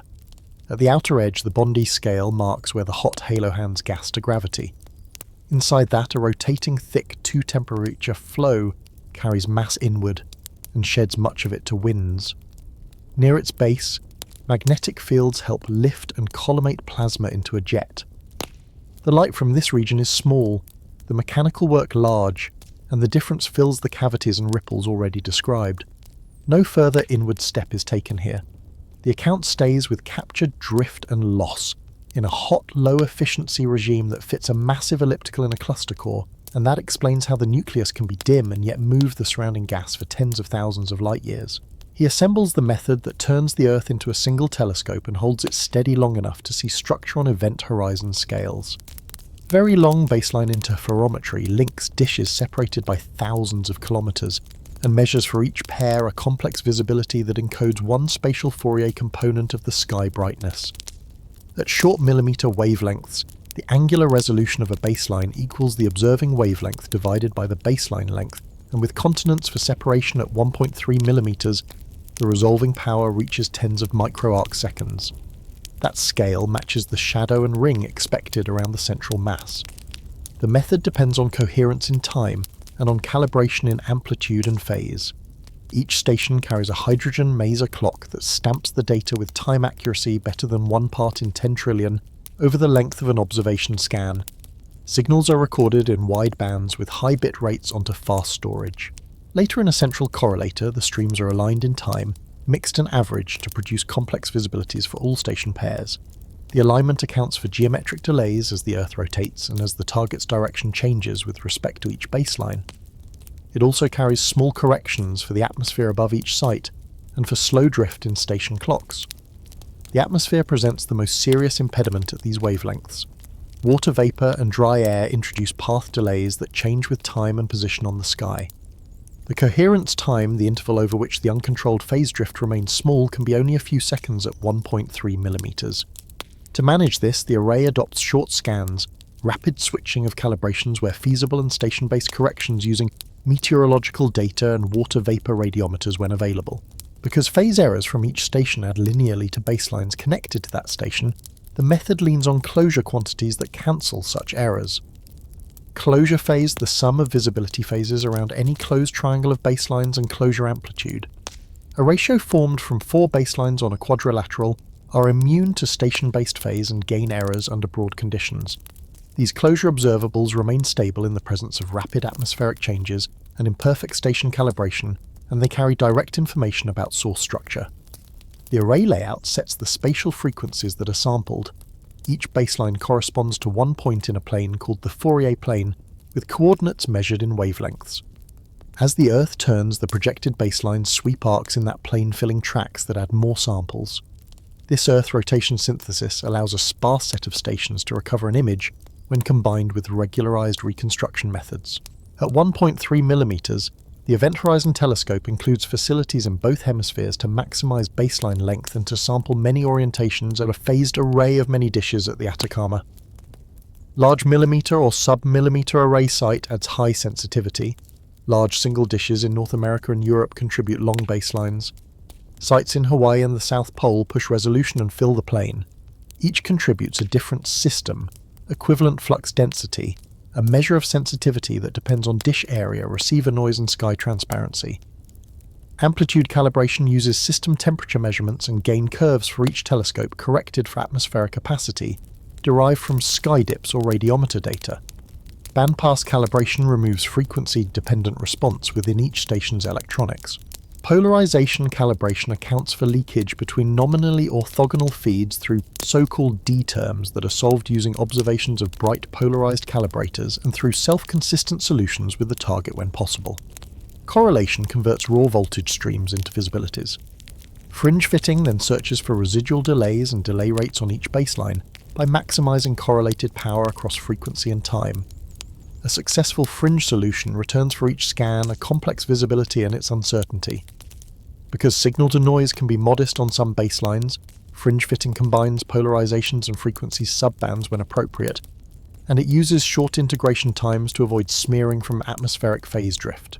Once visibilities are in hand, editing removes points corrupted by weather equipment faults or poor fringes. The remaining data are calibrated in amplitude with system temperatures and opacity, and refined in phase with station-based corrections constrained by closure quantities. For imaging, two families of methods are used. One begins with the classical approach of deconvolution. From radio interferometry, visibilities are gridded in the Fourier plane. A dirty image is formed by Fourier transform, and an algorithm such as CLEAN iteratively models the sky with compact components that are convolved with a restoring beam.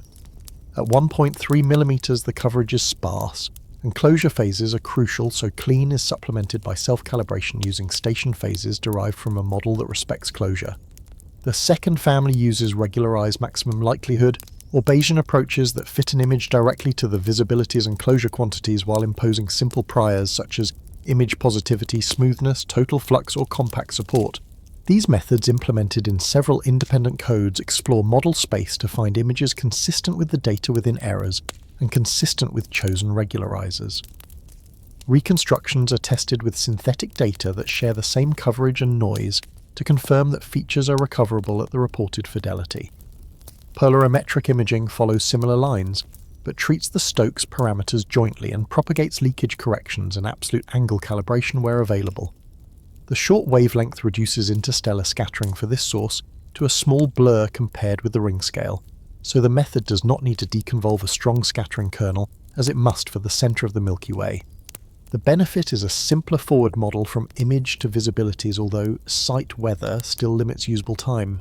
The South Pole site sees targets continuously in its sky circle, but with a restricted range of baseline orientations. Northern sites see targets over shorter windows but provide complementary tracks. The Atacama site, when coherently phased, boosts sensitivity across many baselines and anchors amplitude calibration by its stable system. Time synchronization across the array relies on masers and on regular checks against global navigation satellite systems at sites where Skyview permits. Geometric models include precise station positions tied to geodetic networks, Earth orientation parameters that set the rotation and wobble, and atmospheric mapping functions that convert zenith delays to line-of-sight delays. Small residuals are solved during fringe fitting. Because the target changes little over the duration of a night for this source, visibilities from many scans can be combined to strengthen constraints, while separate reconstructions by night test stability. If variability is suspected, data can be imaged scan by scan or block by block with appropriate regularization in time. Sensitivity sets the shortest useful integration time and the longest reliable baseline. System equivalent flux density and weather determine signal to noise per baseline per scan. Integration much longer than the atmospheric coherence time degrades phase. Integration much shorter increases noise. The array selects scan lengths of order tens of seconds to a few minutes and revisits the target many times to build up coverage. Calibrators with known structure and flux are interleaved to test amplitude scale and to solve for polarization leakage. In all cases, closure phases and amplitudes provide the backbone of robustness. They remain defined even when single-station phases wander, and they can be averaged over longer times than raw phases, increasing precision on triangles and quadrangles. For a resolved ring, closure phases depart from zero on some triangles in a way that cannot be produced by station errors. For a symmetric ring, they tend to zero. The measured pattern of non-zero closure phases, the closure amplitudes that enforce contrast across baselines, and the drop of correlated flux density at long projected lengths, together fix the ring size within errors. Uncertainties are quantified by repeating reconstructions with different imaging codes, different regularizers, and different initial conditions, and by cross-checking against simple geometric models fit directly to visibilities. Calibration errors are explored by perturbing system temperatures, and opacity by adjusting assumed gain variations within limits, and by resampling the data in time and baseline subsets. Reconstructions that persist across these changes are promoted. Features that vanish are treated as below reliability. The method allows direct measurement of visibility amplitudes on baselines measured in billions of wavelengths. Those amplitudes fall as baseline length increases, revealing the characteristic scale of compact structure. A ring produces a first null in the amplitude at a baseline length set by the ring diameter. A filled disk produces a different pattern. Phase when stabilized by the triangle sums detects asymmetry that shifts with triangle orientation. Polarization visibilities when calibrated map the spatial order of magnetic fields. All of these reside within the data before any choice of deconvolution, and they are the primary observables from which images are built. Because of the short wavelength, weather and opacity matter, observations are scheduled in coordinated campaigns during seasons when many sites can expect stable dry air. Even then, some telescopes lose scans to clouds or wind. The imaging pipeline accounts for gaps and creates reconstructions that reflect the true coverage. It does not invent tracks that are not present. Simulations with the same tracks and noise establish the fidelity with which rings, crescents, or compact spots would be recovered or mistaken. Finally, the array maintains independent analysis paths. Teams use separate calibration choices, distinct imaging software, and different regularizers, then compare results. Agreement among images built from closure quantities by independent pipelines and their match to simple geometric fits lend confidence that the features are data-driven. Discrepancies point to coverage limits or to sensitivity thresholds. Within this layer, the method is the content recording, wide bands with timestamps from masers, correlating and fringe fitting to recover visibilities, stabilizing structure, information with closure quantities, calibrating amplitudes with system temperatures and opacity, assembling images by algorithms that respect sparse coverage and testing robustness with simulations and independent codes. The scope remains technical and global, focused on the instrument concept and the mathematics that turn continent-scale baselines into micro, arc-second resolution, leaving specific campaigns, site-by-site calibrations, and the particular ring recovery for the next step inward. A coordinated campaign brings the instrument to the sky and keeps every piece measured well enough that a faint ring can be recovered from noisy, fast-changing phases. The array chooses windows in early spring when weather is dry at many sites, and when long nights let baselines sweep wide arcs. Stations prepare by measuring receiver performance, pointing and focus, and by phasing arrays where many small dishes must act as one large aperture. Each site ties its clocks to hydrogen, masers checks, cables and sampler linearity, and records bandpass shapes. Test scans on bright calibrators verify that fringes appear where they should, and that delay models point to the target within microseconds. With the plan in hand, the array turns to the galaxy and begins a sequence of short scans separated by calibrator visits that test amplitude scale, polarization leakage, and phase stability. Signal paths are recorded in wide bands at high bit rate with bit statistics tracked, and weather monitors log opacity and wind, so that later amplitude corrections can use real conditions and so that bad scans can be flagged honestly rather than guessed. At the correlator timestamps from Mars's sky position and Earth rotation models line up all streams and course delays are removed. The residual delays and delay rates are then found through fringe searches that slide data within narrow windows to maximize correlated power, while keeping integration times short enough that atmospheric phase drift does not smear the signal. Successful solutions populate baselines with complex visibilities and uncertainties, while failed scans are marked so they do not mislead closure quantities. The calibration proceeds in layers. System temperatures measured by each site during the run convert raw counts to physical flux densities and include opacity from sky dips or radiometers.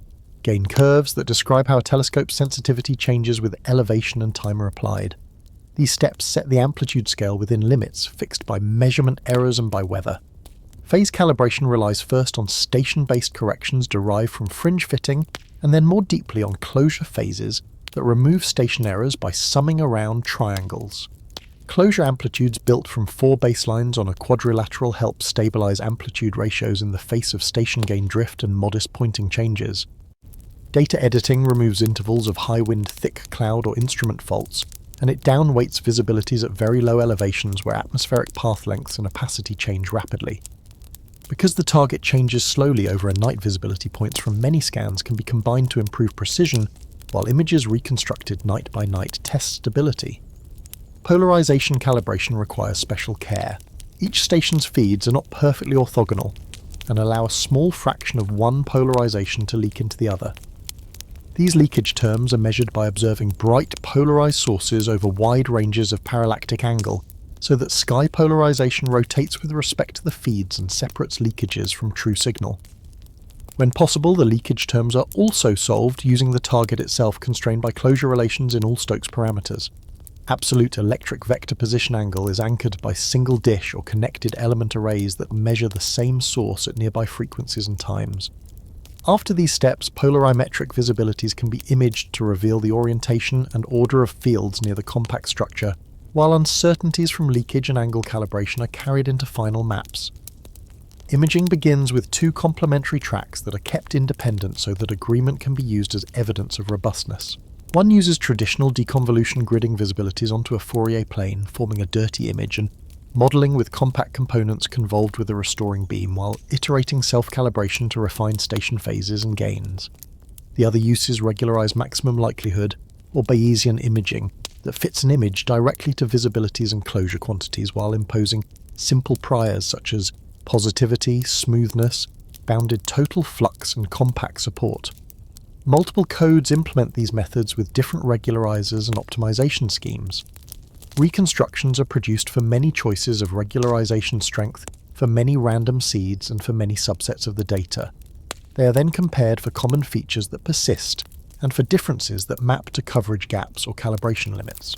In parallel, the data are fit with simple geometric models that have few parameters: a uniform ring with inner and outer diameter, a crescent with brightness, a symmetry of filled Gaussian, or a compact point plus a ring. Fitting these directly to visibilities and closure phases provides ring diameter and thickness without invoking a full image. The ring model produces a characteristic null in correlated flux density at a baseline length set by the ring diameter and a pattern of non-zero closure phases on some triangles that reflect asymmetry from Doppler, beaming and lensing. The presence, position and depth of these features in the data constrain the size within a small band. Synthetic data tests accompany the reconstructions. Simulated skies that include rings, crescents or double components are sampled with the same baseline's weather and noise as the observed runs, then processed by the same pipelines. These tests check that a ring of given diameter and asymmetry would be recovered with the observed fidelity, and that false rings would not be created by the coverage alone. They also test resolution limits, how thin a ring can be distinguished from a filled disk, how strong an asymmetry must be to change closure phases significantly, how much compact flux can be mixed with a ring before the null in amplitude shifts.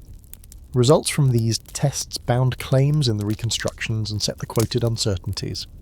The array's most sensitive element, a phased cluster of many dishes in the high Atacama Desert, plays a central role.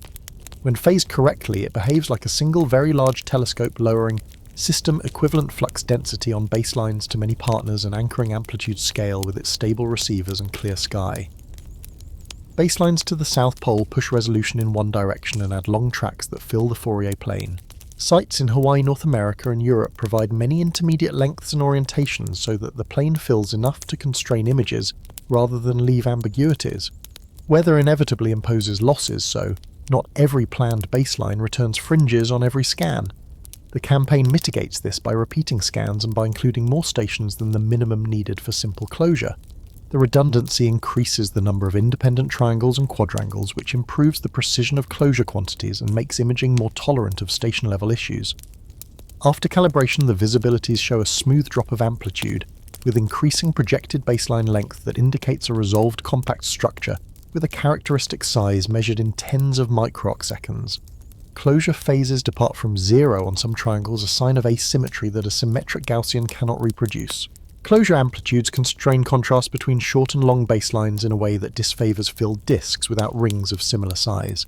Geometric fits return a ring diameter whose uncertainty is set by baseline coverage and amplitude scale, and images from independent codes converge on a ring with a bright crescent on one side. The crescent reflects Doppler beaming and light bending near the hole, which enhance brightness where plasma approaches along the line of sight. Polarimetric imaging reveals linear polarization vectors that wrap around the ring in a pattern consistent with ordered magnetic fields near the horizon.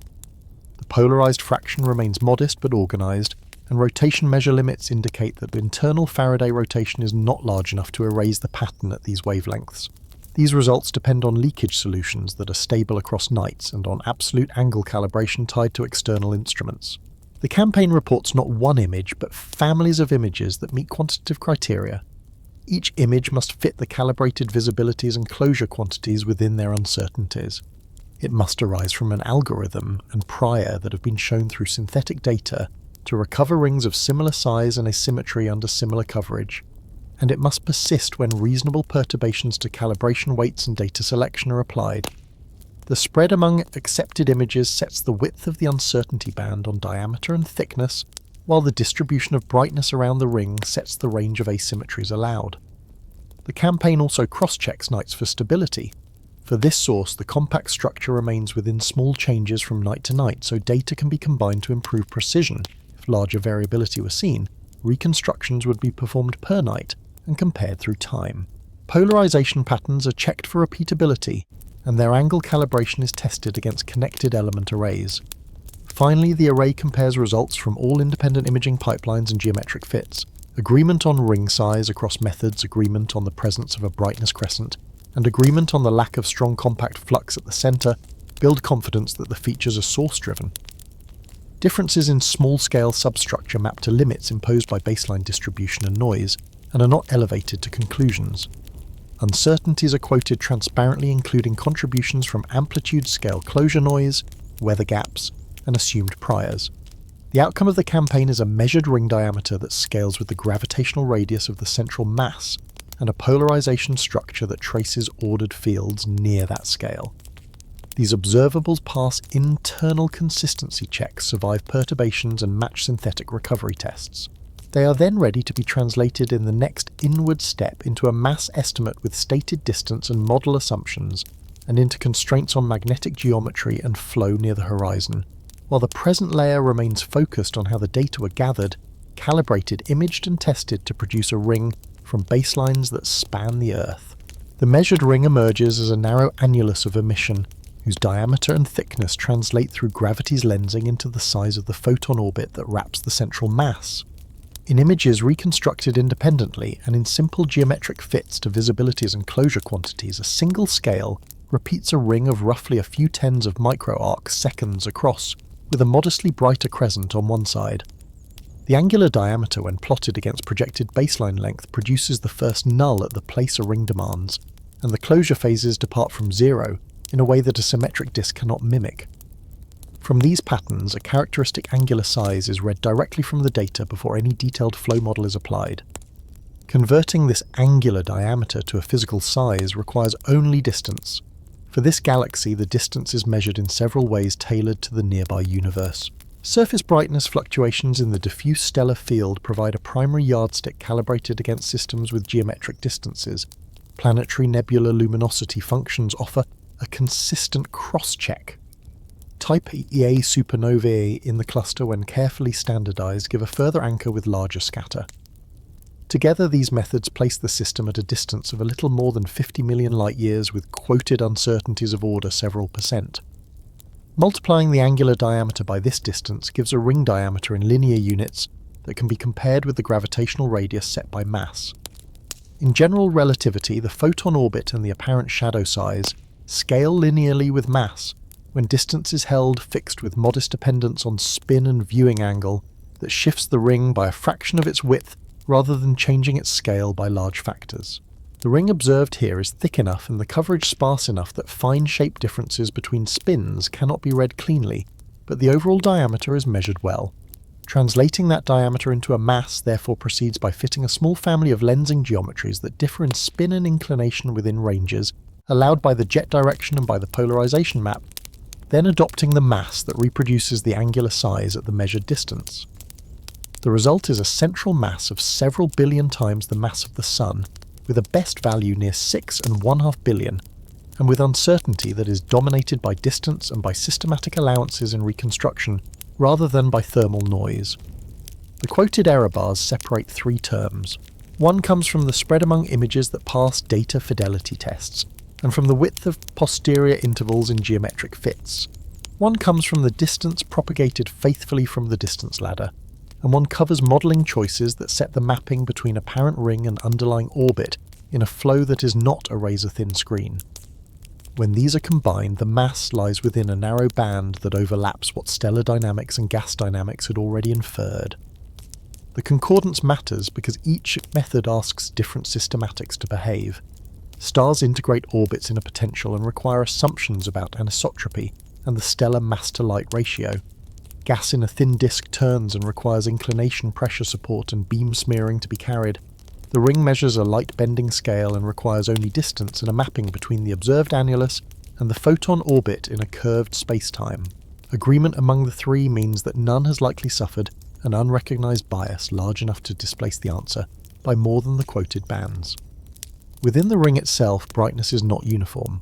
The crescent is brighter on the side where plasma approaches along the line of sight, so Doppler, beaming and light bending enhance emission there. This asymmetry changes closure phases and sharpens the ring edge on that side, but it does not move the diameter by more than a small fraction of the width. Simulations of magnetized radiatively inefficient flows near a spinning black hole show that many combinations of spin and field geometry produce crescents with comparable asymmetry while preserving a ring diameter close to the photon orbit scale. Imaging pipelines test these families by forward modelling synthetic skies through the same baselines and noise, then recovering rings with the same algorithms used for the data.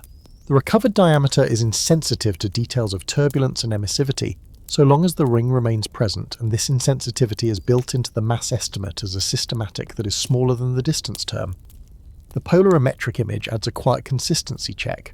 Linear polarization vectors wrap around the ring and show order that models associate with magnetic fields threading the inner flow.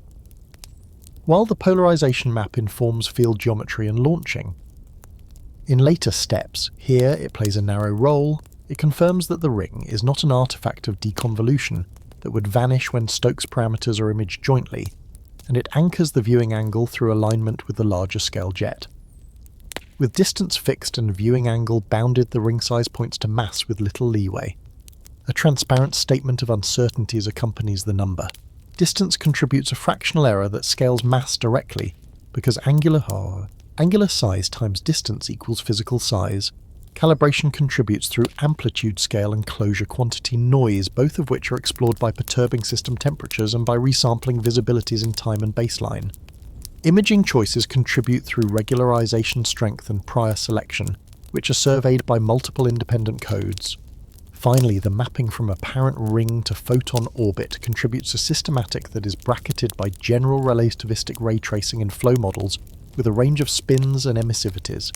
The total is a band that comfortably overlaps the stellar dynamical mass and the gas dynamical mass, and that narrows the allowed interval by eliminating values that would produce rings too large or too small at the measured distance. The ring measurement also provides a direct scale for the inner length unit used elsewhere in the system. A diameter in micro-arcseconds converts to a gravitational radius in light days at the distance of the galaxy, and that radius can be compared with variability timescales in the core, and with the offset between cores at different radio frequencies measured as core shift. Millimeter flares that rise and fall over months agree with emission regions a few gravitational radii across whose optical depth and beaming control the time structure. Proper motions of inner knots measured over years travel distances that span hundreds to thousands of gravitational radii, consistent with speeds near light, and with the parsec scale collimation profile. The shared unit links scales from the ring to the jet without forcing a specific flow model. The mass implied by the ring places the central object on the same galaxy black hole relations that connect massive black holes to their host bulges.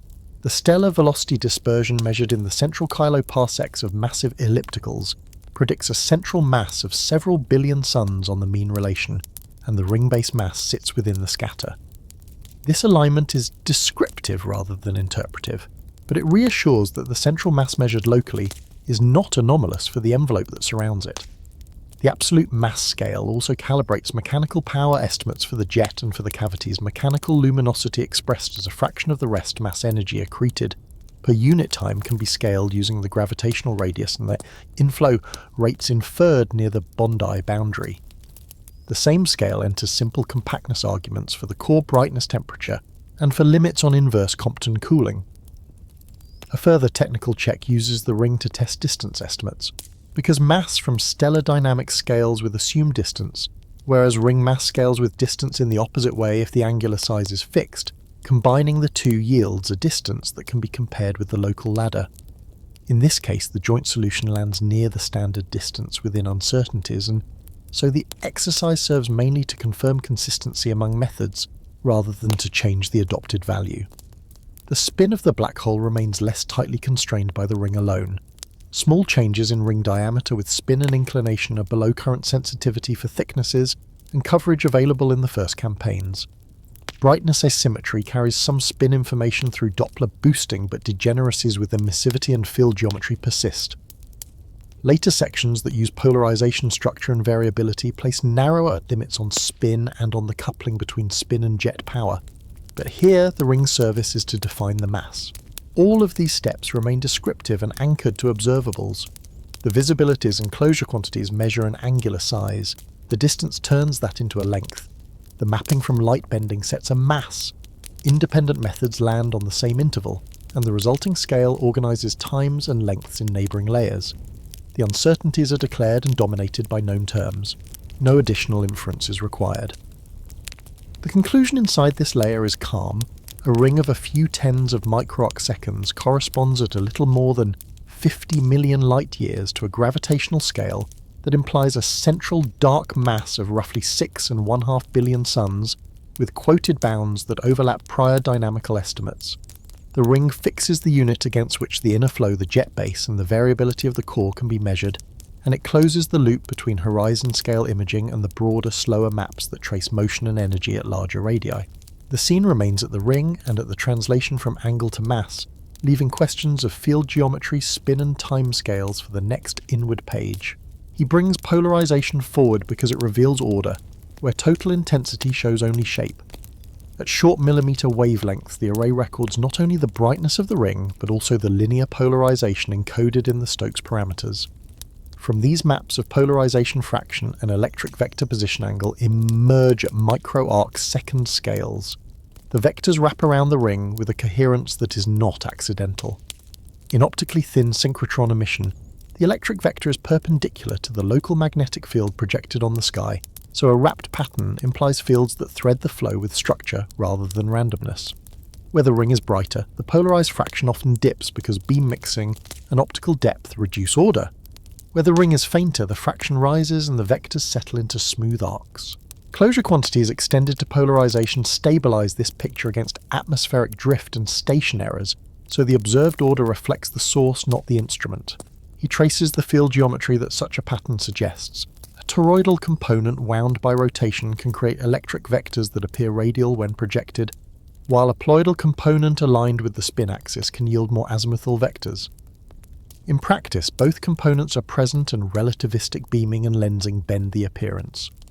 Forward models of magnetized radiatively inefficient flows near a spinning black hole when ray traced through curved space-time produce rings, whose polarization wraps in much the same way as the data when fields are ordered on horizon scales. The observed map therefore argues for magnetic structure strong enough to survive turbulence in the inner flow. It also links naturally to jet launching because ordered fields that thread the hole or the inner disk are the same fields that can extract rotational energy and collimate outflows. He follows the diagnostics that make these statements quantitative.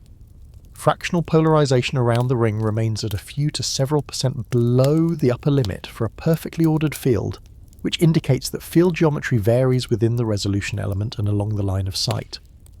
The polarization angle changes smoothly with position, not randomly from pixel to pixel, which implies correlation lengths comparable to the ring thickness. Rotation measure limits derived from small angle changes across subbands show that Faraday rotation internal to the emitting region is modest at these wavelengths. If internal rotation were large, vectors would scramble and the ordered pattern would wash out.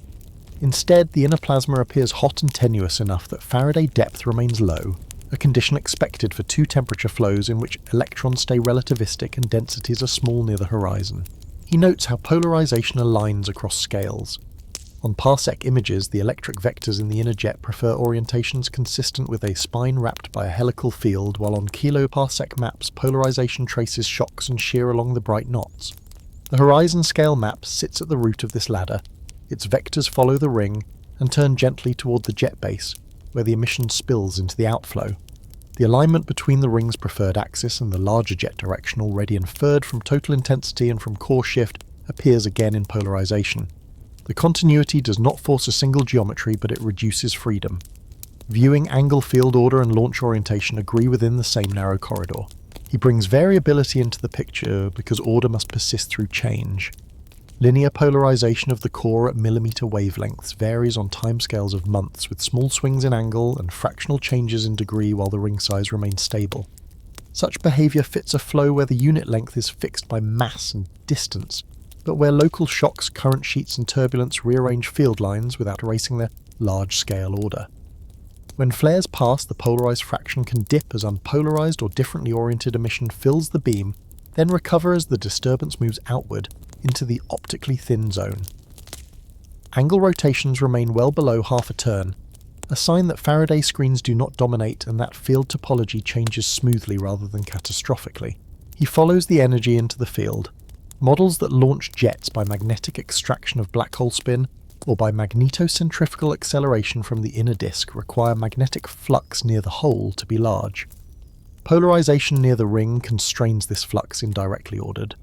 Vectors, modest Faraday depth and polarization fractions consistent with optically thin synchrotron together prefer magnetization strong enough to collimate but not so strong that emission becomes completely edge-brightened by compressed sheets alone. In some families of solutions, magnetic pressure near the hole can approach the ram pressure of inflowing gas, and the inner flow becomes magnetically arrested. Polarization does not prove that extreme, but the observed order makes it plausible that the inner region sits in a high flux state where fields guide motion as much as pressure and gravity do. He keeps a method close. Polarimetric, very long baseline interferometry extends closure ideas to Stokes parameters, so that leakage between feeds and station-based angle errors are solved and removed to first order. Absolute angle calibration anchors the map to connected arrays, and imaging proceeds with regularizers that enforce common support for total and polarized intensity. Tests with synthetic data that include rings threaded by different field geometries recover wrapped patterns only when input fields are ordered on the horizon scales. Tangled fields produce mottled low-fraction maps that look unlike the data.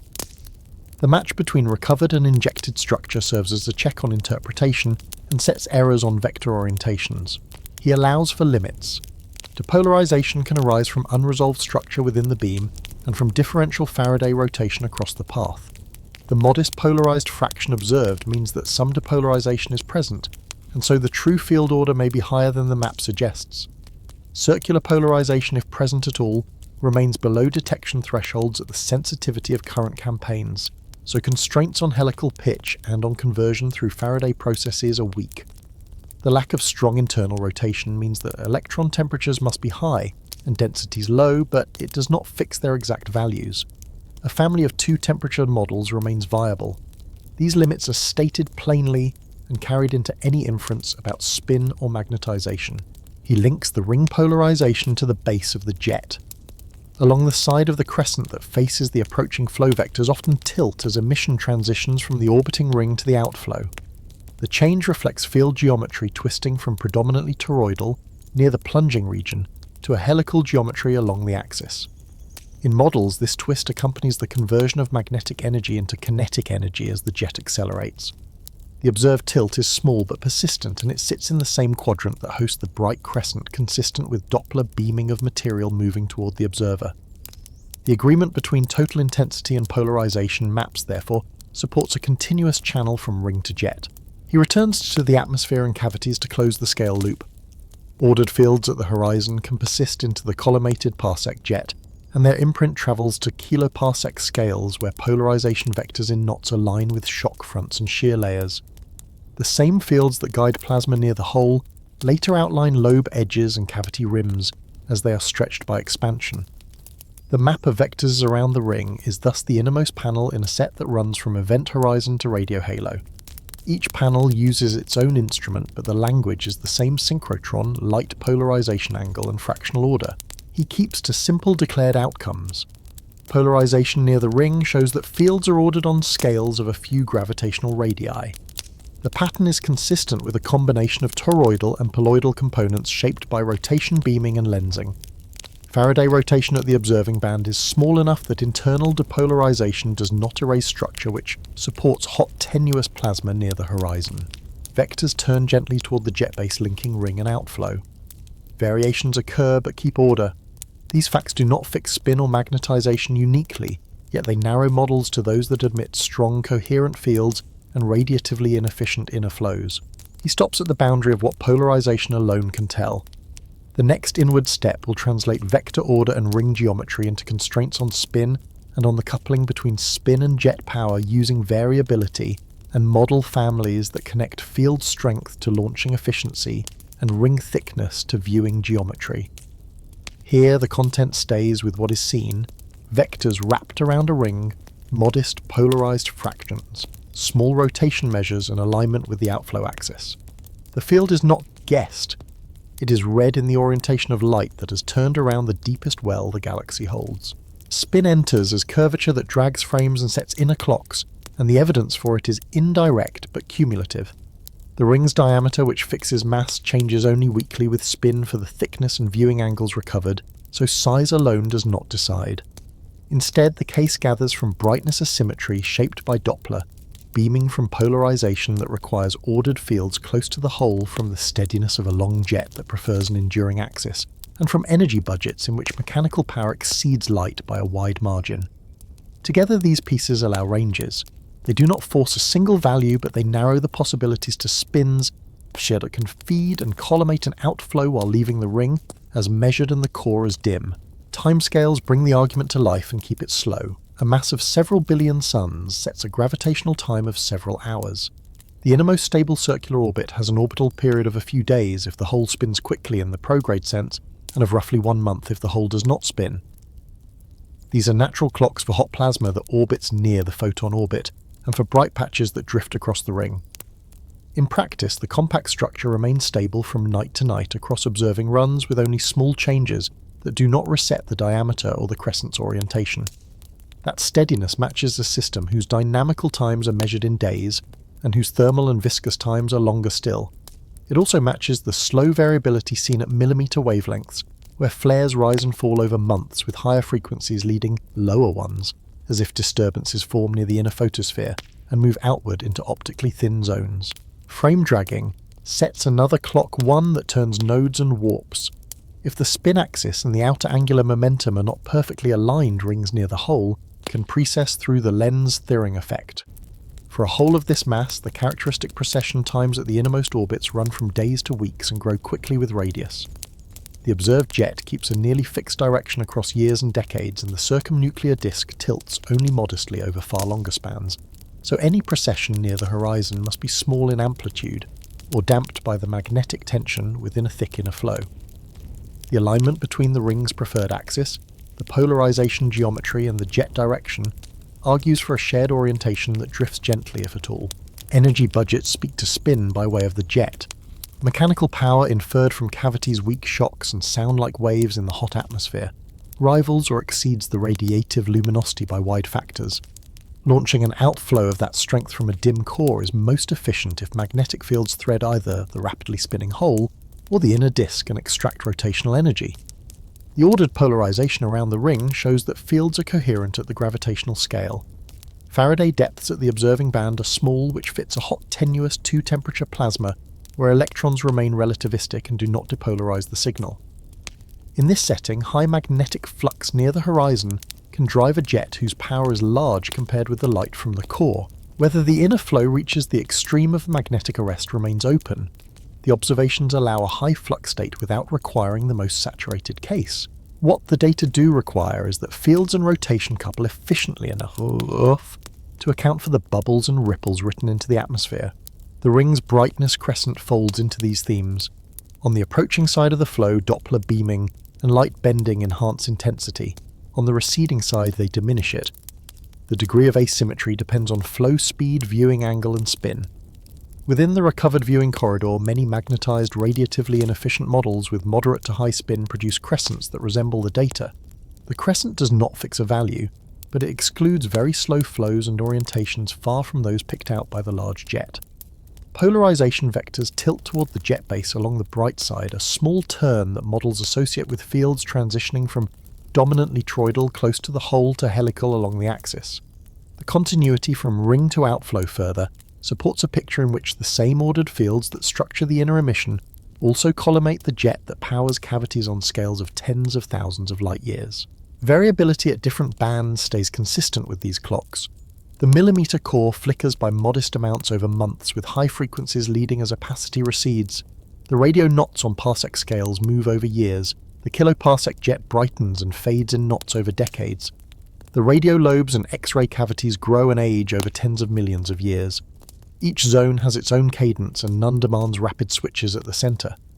The horizon scale structure can support the slow drifts in brightness around a fixed ring without changing the measured diameter, while the ordered polarization can persist through small field rearrangements. If the spin axis wobbles, it does so on timescales longer than the observing campaigns, or with amplitudes small enough that the jet's direction remains steady within measured limits. Uncertainties are present and stated. The mapping from ring thickness and asymmetry to spin depends on emissivity and on field geometry, as well as on gravity, and different models trade these terms within allowed bounds. The polarization order does not uniquely choose between fields anchored primarily in a disk or in the hole, and the low Faraday depth limits densities and temperatures without fixing them. The coupling between spin and jet power, while efficient in many models, is not the only path to a strong outflow. Magnetocentrifugal launching from the inner flow can also supply momentum if fields are organised. The data prefer high magnetic flux and a robust coupling. They do not demand a single mechanism in the narrowest sense. 3 gentle comparisons steady the reading. First, the ring is a yardstick that does not care about spin to first order, while the jet is a weather vane that cares very much. It is no surprise that size is firm and orientation is the better spin clue. Second, the light is the quietest budget item, yet the least ambiguous. The work is mechanical and fills the atmosphere, but it is inferred through pressure and buoyancy. Power in the jet is therefore more easily reconciled with spin than with a thin bright disk. Third, the clocks run in tiers days for orbits months, for core flicker years for parsec motion, and millions of years for lobes and cavities. No single timescale rules, and so absence of rapid change is itself a measurement. The inner flow's thickness helps all these links. In a thin bright disk, radiation forces and cooling fix tight relations between luminosity and structure. Here the flow is hot and geometrically thick, the radiation weak, and the binding energy mostly stored in ions and fields. That environment allows magnetic flux to pile up and to couple to spin without being blown away by light. It also damps precession and preserves polarization order on scales of a few gravitational radii. The same thickness slows thermal changes so that the ring and vectors remain steady enough to average across nights and to compare across campaigns. A lesser technical point turns into a constraint. The ring's angular position drifts slightly with observing frequency because the core photosphere shifts inward as opacity falls. The measured core shift between centimetre and millimetre bands points down the jet and aligns with the axis recovered from the ring orientation and from polarization. The consistency between these independent proxies for the axis weighs against models that invoke large tilts between the spin and the outflow near the hole. If tilts exist, they are not large enough to rotate the ring pattern out of alignment with the larger jet within the precision of the data. The atmosphere re-enters at the end of the chain as a memory of power rather than as a diagnostic of spin. Ghost cavities at large radii carry the record of repeated outbursts. Their sizes, distances, and pressures imply powers that sit comfortably within the range. A high-flux moderately to rapidly spinning system can supply over long duty cycles. The same episodes that inflated cavities and launched weak shocks also lifted low-entropy gas that the hot halo then mixed and warmed. None of these signatures requires sudden changes in axis or in power. All are compatible with a central engine whose spin and field maintain a near-constant orientation and strength over the timescales that buoyant bubbles rise. The narrative remains careful and bounded. Spin is present in the geometry of the inner flow and in the jet that leaves along a near-fixed axis. The ring size at the current fidelity fixes mass rather than spin. Polarization maps argue for ordered fields near the horizon and link ring to jet. Variability follows clocks that the mass sets. Energy budgets prefer a strong magnetic coupling at the innermost radii to explain mechanical power that far exceeds light. Within these constraints, spins that are modest to high and aligned with the jet direction remain most consistent. Values that would force slow jets or wandering axes sit less comfortably with the full set of maps. The page ends without forcing a single number. It keeps mass as scale fields as structure and spin as the quiet rotation that the next step inward will touch more directly, by describing the orbits and light paths at the boundary where motion is last allowed. The last permitted orbits gather near a quiet boundary where motion changes meaning. Inside a certain radius stable, circular paths for matter no longer exist, and plasma that reaches this place begins a short inward fall that ends at the horizon. This innermost stable circular orbit depends on spin and sense of rotation. For a rapidly spinning whole, prograde orbits sit closer to the horizon than for a non-spinning case. For retrograde motion, they sit farther out. The flow near this boundary is hot magnetized and optically thin at millimeter wavelengths, so its light carries both the pattern of orbits and the influence of gravity's lens. Photons launched outward from this region travel along bent paths that wrap the hole more than once, and a small fraction join the same family of trajectories that skim the photon orbit. Those rays form the bright ring that the array recovers, while much of the emission from within is redshifted and captured. The system therefore appears as an annulus whose scale is set by the photon orbit and whose brightness pattern is set by motion at the last orbits where gas can linger before it plunges. He holds to kinematics that are simple and enough. Gas at the boundary moves with orbital speeds that are a large fraction of light. On the approaching side of the ring, Doppler beaming raises intensity and hardens spectra. On the receding side, it lowers intensity. Gravitational redshift dims all light that climbs out from deep potential. Light bending curves the path so that emission from the backside of the flow appears near the front and wraps into the ring. The combined effect is a crescent whose bright arc marks the side where motion approaches and whose dark interior marks paths that head inward and do not return. Time delays between different light paths are short compared with the dynamical time, so stationary images built by synthesis across a night average over small changes without smearing the ring beyond recognition. Variability on these scales would need to be extreme to erase the annulus. It is not. He stays with radiation that fits a radiatively inefficient inner flow. Cyclosynchrotron emission from hot electrons supplies the millimeter light. Inverse Compton scattering adds a faint hard X-ray tail that varies slowly. Thermal electrons radiate, but their temperature remains below the ion temperature because Coulomb coupling is weak at low density. Non-thermal tails in electron distributions can form in current sheets and shocks, raising polarized fractions locally and adding blueward flux, yet the bulk spectrum stays red and dim compared with a thin bright disk. Optical depth at the observing band is low enough that polarization survives with modest depolarization, and Faraday rotation within the emitting region remains small because electrons are hot and densities near the ring are low. The result is a ring whose total intensity maps geometry, and whose polarization maps ordered fields on the same scale. He keeps clocks in view. Orbital periods at the innermost stable circular orbit range from a few days to roughly 1 month depending on spin. Any hotspot that rides a circular path at this radius would drift around the ring on that schedule. Night-to-night images show no large rotation of the bright crescent, a sign that brightness is a field-guided statistical preference rather than a single persistent lump. Flares at millimeter wavelengths last months, with high frequencies leading a pattern consistent with disturbances forming near the inner photosphere and drifting outward as opacity falls. In X-rays, variability is slower and hardtails hint at scattering in hot-sparse plasma rather than at a compact luminous corona. None of these rhythms requires a fixed beacon at the ring. All can arise from a thick flow whose emissivity changes locally while geometry remains constant. He lets polarization finish the picture of order at the edge. Vectors wrap the ring and turn gently toward the jet base, indicating fields with both toroidal and polyloidal components shaped by rotation and by bending. Along the bright arc, fractional polarization dips where beaming and beam mixing are strongest. Along the dimmer arc, it rises and vectors smooth into long curves. Rotation measure limits remain small at these wavelengths, so internal Faraday depth does not scramble angles.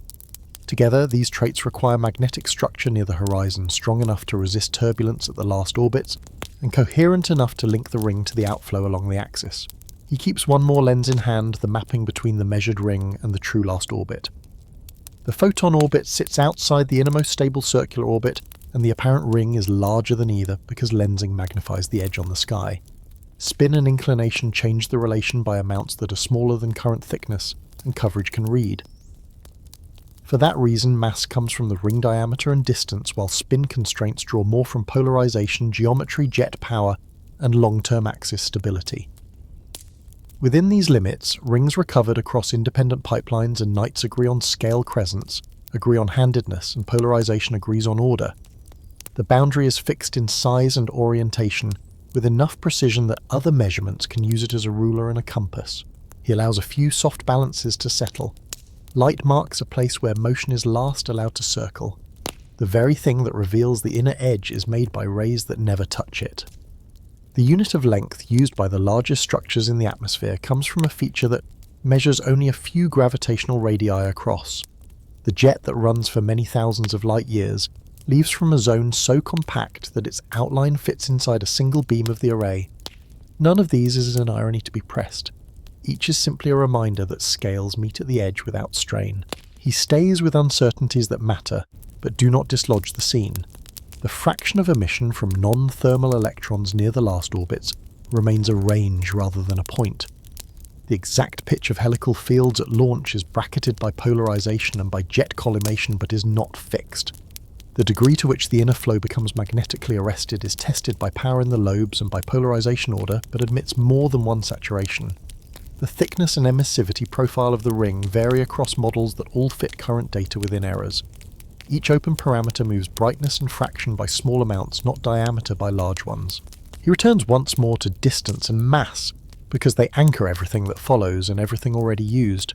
The ring's angular size multiplied by a distance of a little more than 50 million light-years yields a gravitational scale that matches the central dark mass inferred from stars and from the circumnuclear disk.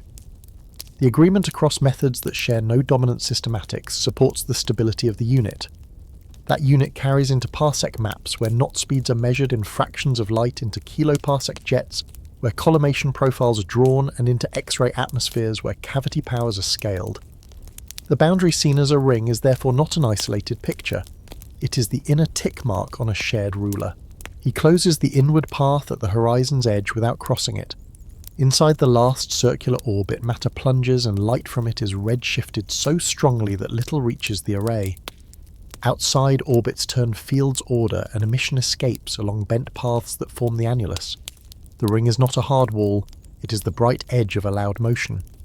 The image is not a snapshot of a surface, it is a time average of paths in a curved spacetime. The measurement is not a painting. It is a reconstruction from baselines and closure relations that find the same scale across nights. Within those terms, the innermost region holds steady a ring of light that measures mass, a crescent that marks motion and polarization, that traces ordered fields as they lean toward an outflow. He lets motion at last leave the page. The outer cluster remains layered and slow. The galaxy's halo remains old and broad. The hot atmosphere remains stratified and buoyant. Cavities and ripples remain as careful work done over long times. The jet remains a narrow channel that carries energy outward, while brightening in knots. The inner collimation remains a spine and sheath with ordered polarization. The circumnuclear disk remains thin and tilted, a tracer of mass and pressure. At the very centre, the ring remains fixed in size and quiet in outline. The path from outer to inner has no gaps and no jumps, only layers with their own clocks, each finished before the next begins. The boundary is reached and held, and there is nothing further inside that can be seen at these wavelengths or scales without leaving the established frame. Night rests over the cluster and the light grows even. The outer field holds faint galaxies like quiet stones, the intra-cluster glow, a low tide that does not reach the shore. The great halo keeps its slow curve, old stars drifting on paths that do not hurry. The hot atmosphere stays stratified pressure steady from centre to edge. Cavities stand as soft hollows in the glow, their rims smooth their motion almost still. The radio halos fade into distance without losing shape. Nothing asks for decision. Closer in, the jet narrows to a thread and then to the hint of a launch, its direction unchanged, its pace unforced. Knots that once brightened now rest at their level, and the sheath around the spine holds its quiet order. The circumnuclear disk remains thin and slightly tilted, its dust lane a pale arc with no sharp boundary. Warm gas keeps its low excitation. Cold gas keeps its small mass. Both circle and do not rush. At the centre, the ring keeps its scale. The crescent lies along one side without turning. Polarization wraps and eases toward the axis, then settles. The inner clocks tick at their own rate and do not disturb the wider scene. Distances remain what they were. Mass remains what it is. Times lengthen until they pass unnoticed. Air becomes still around the instruments that watched. Mirrors cool and hold their figures. Receivers quiet to a single tone. Records sit complete, nothing missing, nothing added. The atlas from outer to inner stays open but unturned. Stone holds form, gas holds balance. Water only an image holds level. Light holds a gentle grain and crosses the dark without sound. There is no forward motion left on the page.